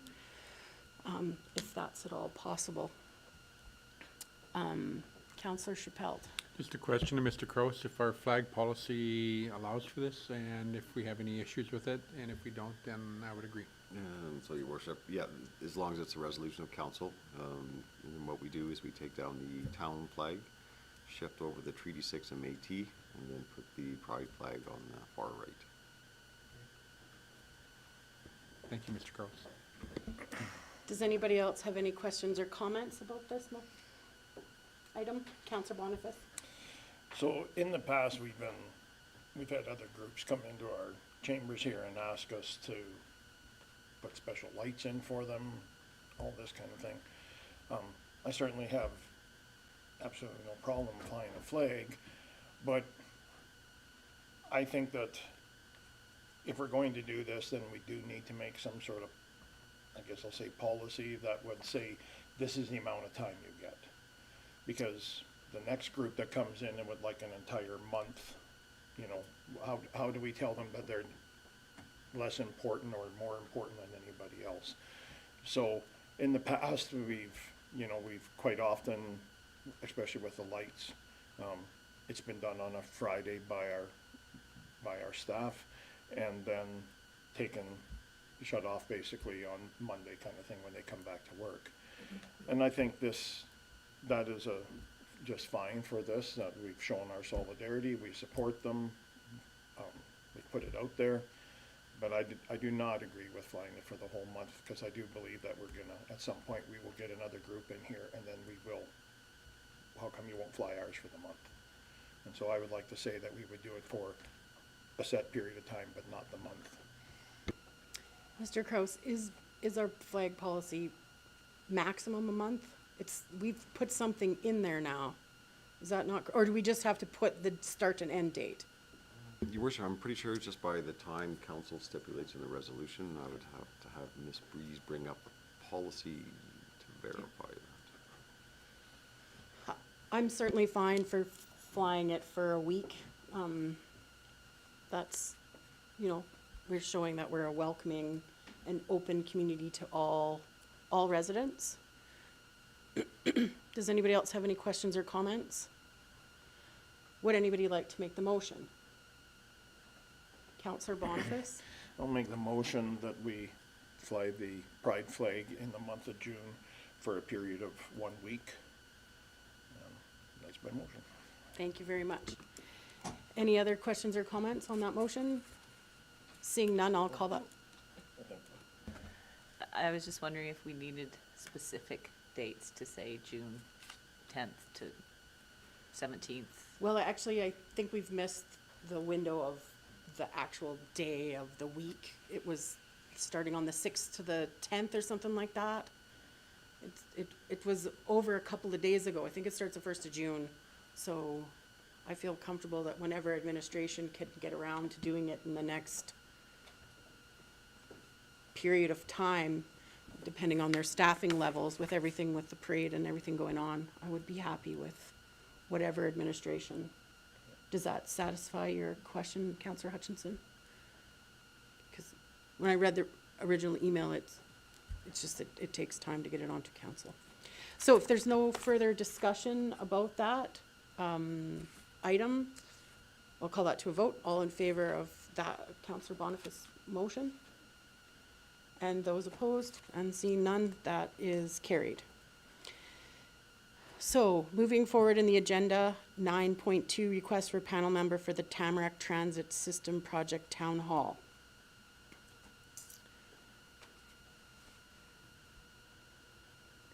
This would have to be in our bylaw, wouldn't it, if we added someone to a committee?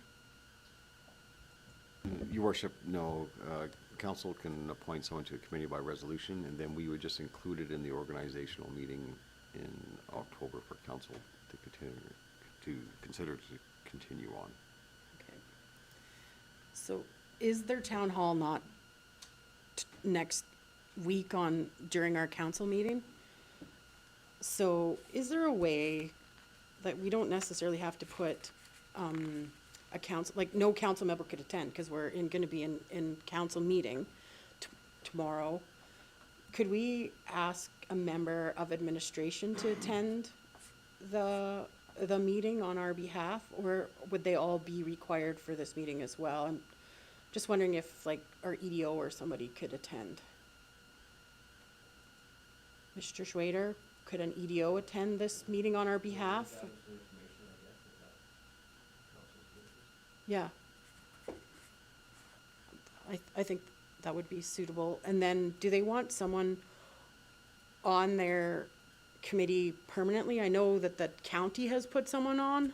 Yeah, your worship, my understanding is they're asking town council to put a member onto their committee. They did come before council before with the same request. Council declined that invitation. I believe it was until they finished their feasibility study, or what study they're working on, for involvement. But now they've come back and made another request because they have members from Clearwater County, I believe. Yeah, and they also seem to have someone from the village of Caroline. Counselor Hutchinson? I don't believe it's been officially assigned to anybody from the county. I don't know about the village, but in speaking with Counselor Swanson, she put her name for it as a contact, but they haven't committed to any more than we have. Oh, because their email doesn't say, their email says that, like the email on the agenda says that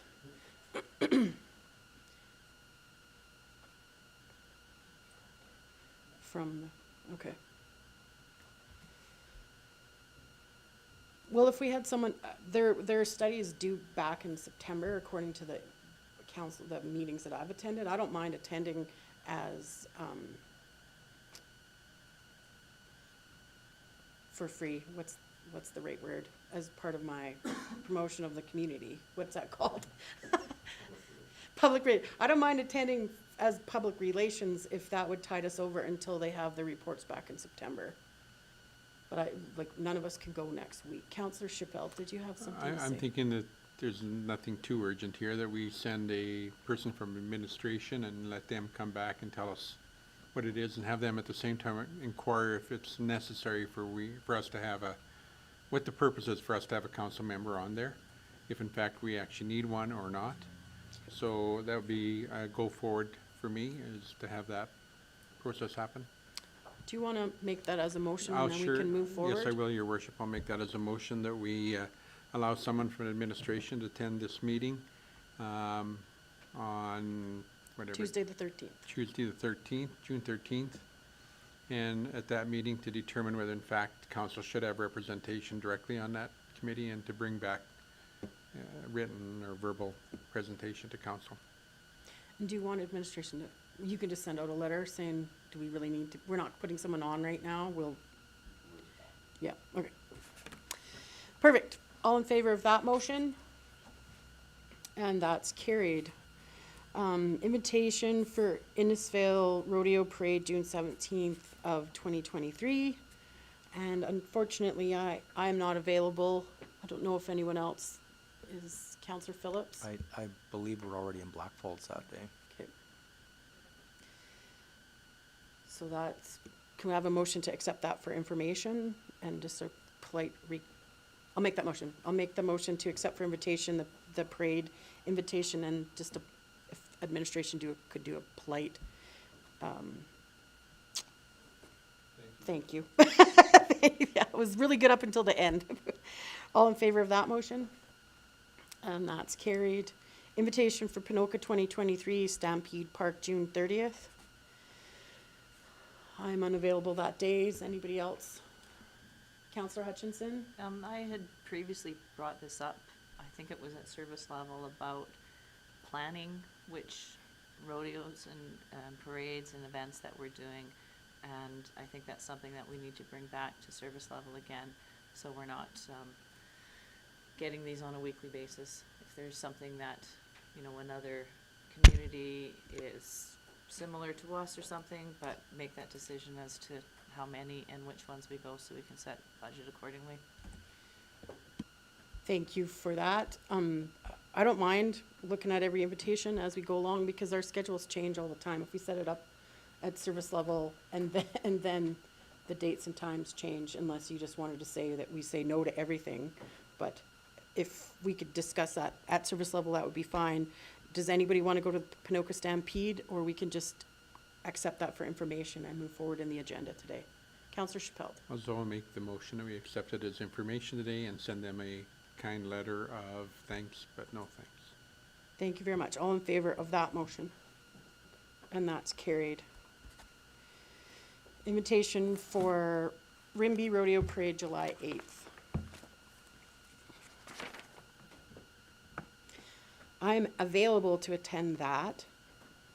Would anybody else be interested in going? Do you think that we should, have administration? I could always just go and meet with, the mayor and not take our float? What do we think about that?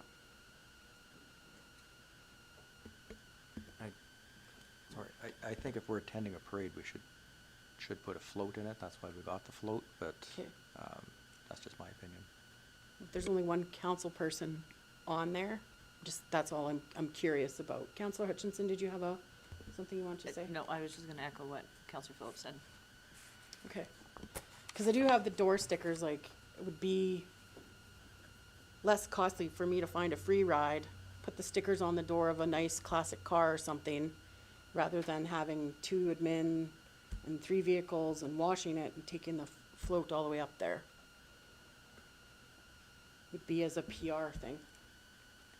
Councillor Hutchinson. I just feel that we made the decision to put the float together, and that was all agreed upon by us, so it should be used if somebody's attending.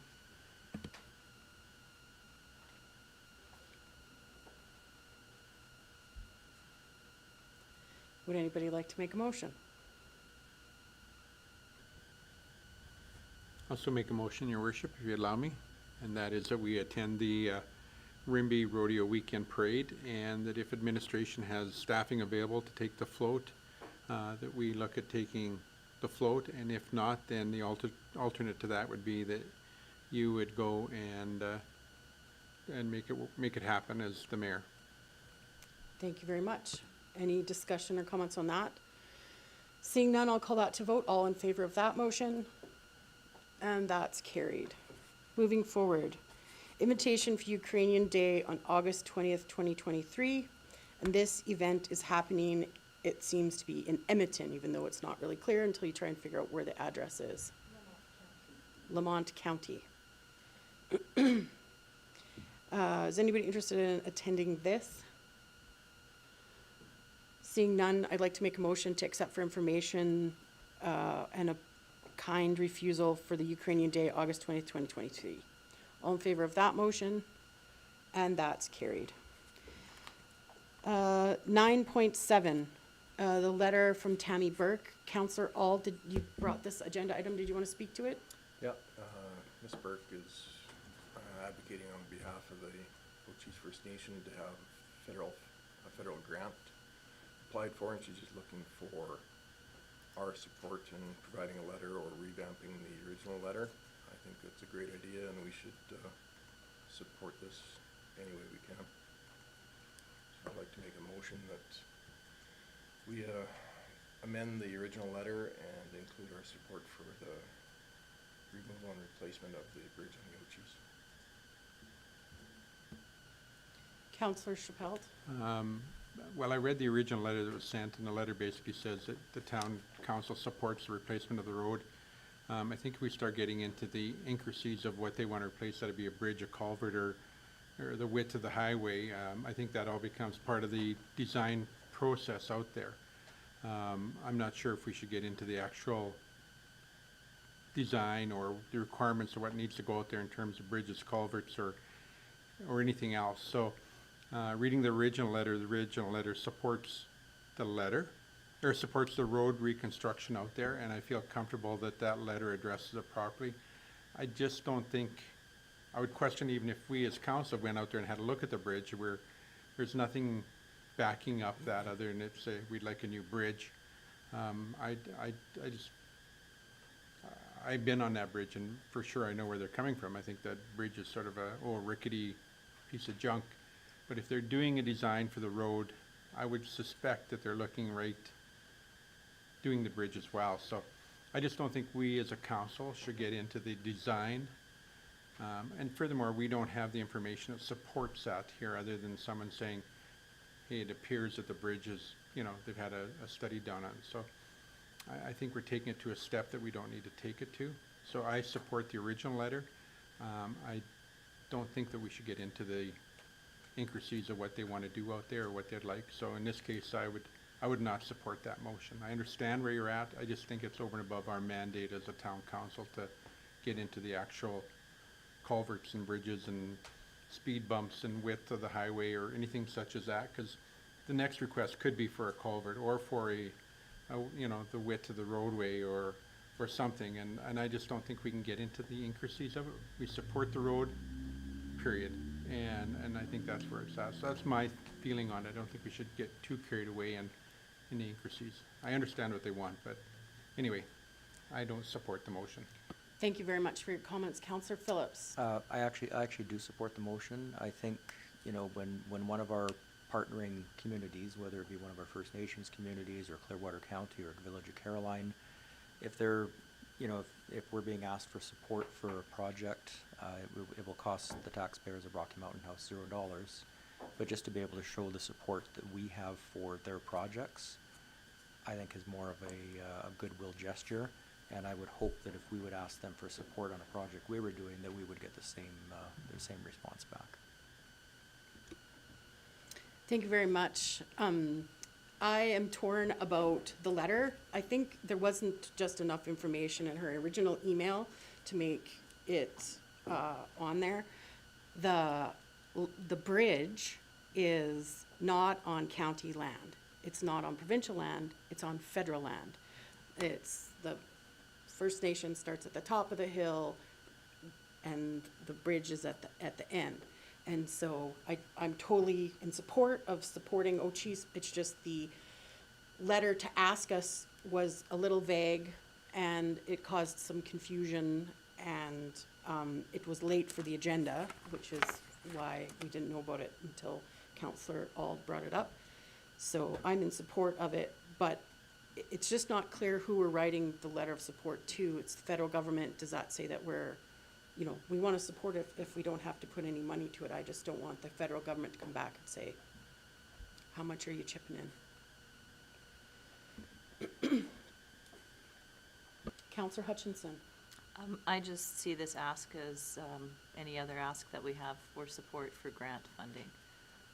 No similar than, or no different than any of the recreation projects and things like that. So I'm in support of sending, and maybe it is a separate letter. I think administration could get that information, what they need. So I'm in support of it. Okay, so I'd like to make a motion that we support. Oh, thank you very much then. So I'd like to have you repeat your motion, please. My motion would be to instruct administration to prepare a letter of support for the federal grant that the Ochis First Nation is looking for. Okay, and I'm fine with that motion. Any other comments or questions? I'll call that to a vote. All in favor of that motion? And that's carried.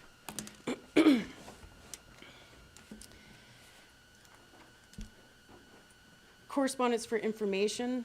Is there any items on the following 10.9 items that we'd like to discuss? Sorry, I was trying to get your attention to make a motion that we extend the meeting past the 4-hour mark. Okay. I don't think we'll get wrapped up in 2 minutes. Yeah, no, I was just gonna do that first. Go ahead. I made that motion that we extend over the 4 hours. Okay, all in favor of that motion? And that's carried. So now we're moving on to 10.1 to 10.9. Is there any items there that anybody would like to bring out? Seeing none, I'll make a motion to that the correspondence for information is kept as information from 10.1 to 10.9. All in favor of that motion? And that's carried. The Mayor's report of 11.1, is there any questions or items you'd like to bring out of that report? Seeing none, would somebody like to make a motion? Councillor Boniface. I'll make a motion to accept the mayor's report as presented. Thank you very much. All in favor of that motion? And that's carried. So we have a report from Councillor Caprero, Councillor Hutchinson, Councillor Phillips, and Councillor Chappelle.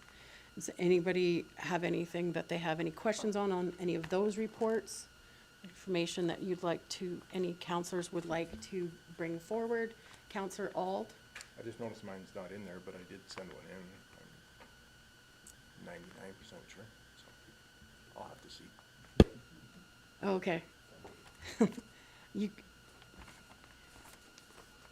could have caught that on Friday. Well, I guess we were in that seminar for 2 days, so. Did you want to present a verbal report at this time? No, that's fine. Thank you. So I'd like to make a motion to accept for information the council reports for Councillor Caprero, Councillor Hutchinson, Councillor Phillips, and Councillor Chappelle. All in favor of that motion? And that's carried. Thank you very much. Our action list today, moving to Mr. Kraus. Did you want to bring out any items? Yeah, thank you, Your Worship. So there's only 2 that are still outstanding. Riverview, that's coming to Committee of the Whole next week, and the signage at the North Saskatchewan River Park, they're ordered and just need to be installed, so we're on it, so. Thank you very much. Would anybody like to make a motion? Councillor Phillips. I'll make a motion to accept the action list as presented. Thank you very much. All in favor of that motion? And that's carried. I'll make a motion to confirm the Committee of the Whole meeting for June 13th of 2023. All in favor of that motion? And that's carried. So that concludes 13. Do we have any administrative inquiries today? Seeing none, I'm going to move forward on that. I do. I'm sorry, Your Worship, due to time, I will wait till next meeting. I want to answer to my guy. Do we have any notices of motion today? Seeing none, I'll move forward in the agenda. And so now I'll take a brief recess to clear the room so we can move into a closed session. So I'll just take a brief recess.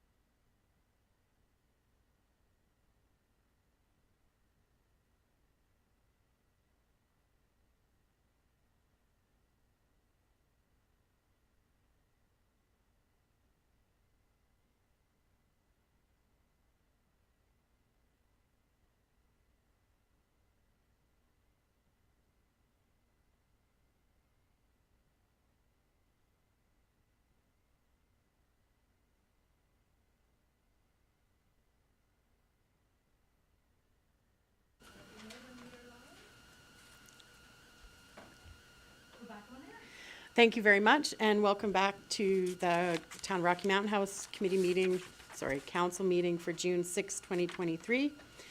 And I believe Councillor Phillips has a motion. Yes, I'll make a motion that we go into closed session. Thank you very much. All in favor of that motion? And that's carried. Thank you very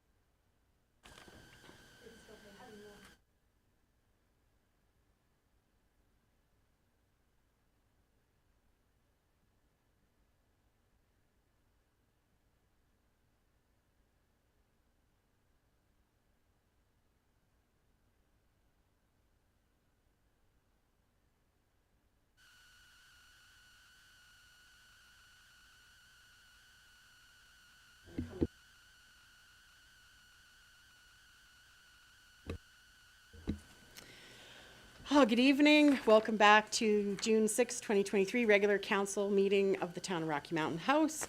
And we've just come out of closed session. Councillor Hutchinson, can I have your first motion, please? Sure.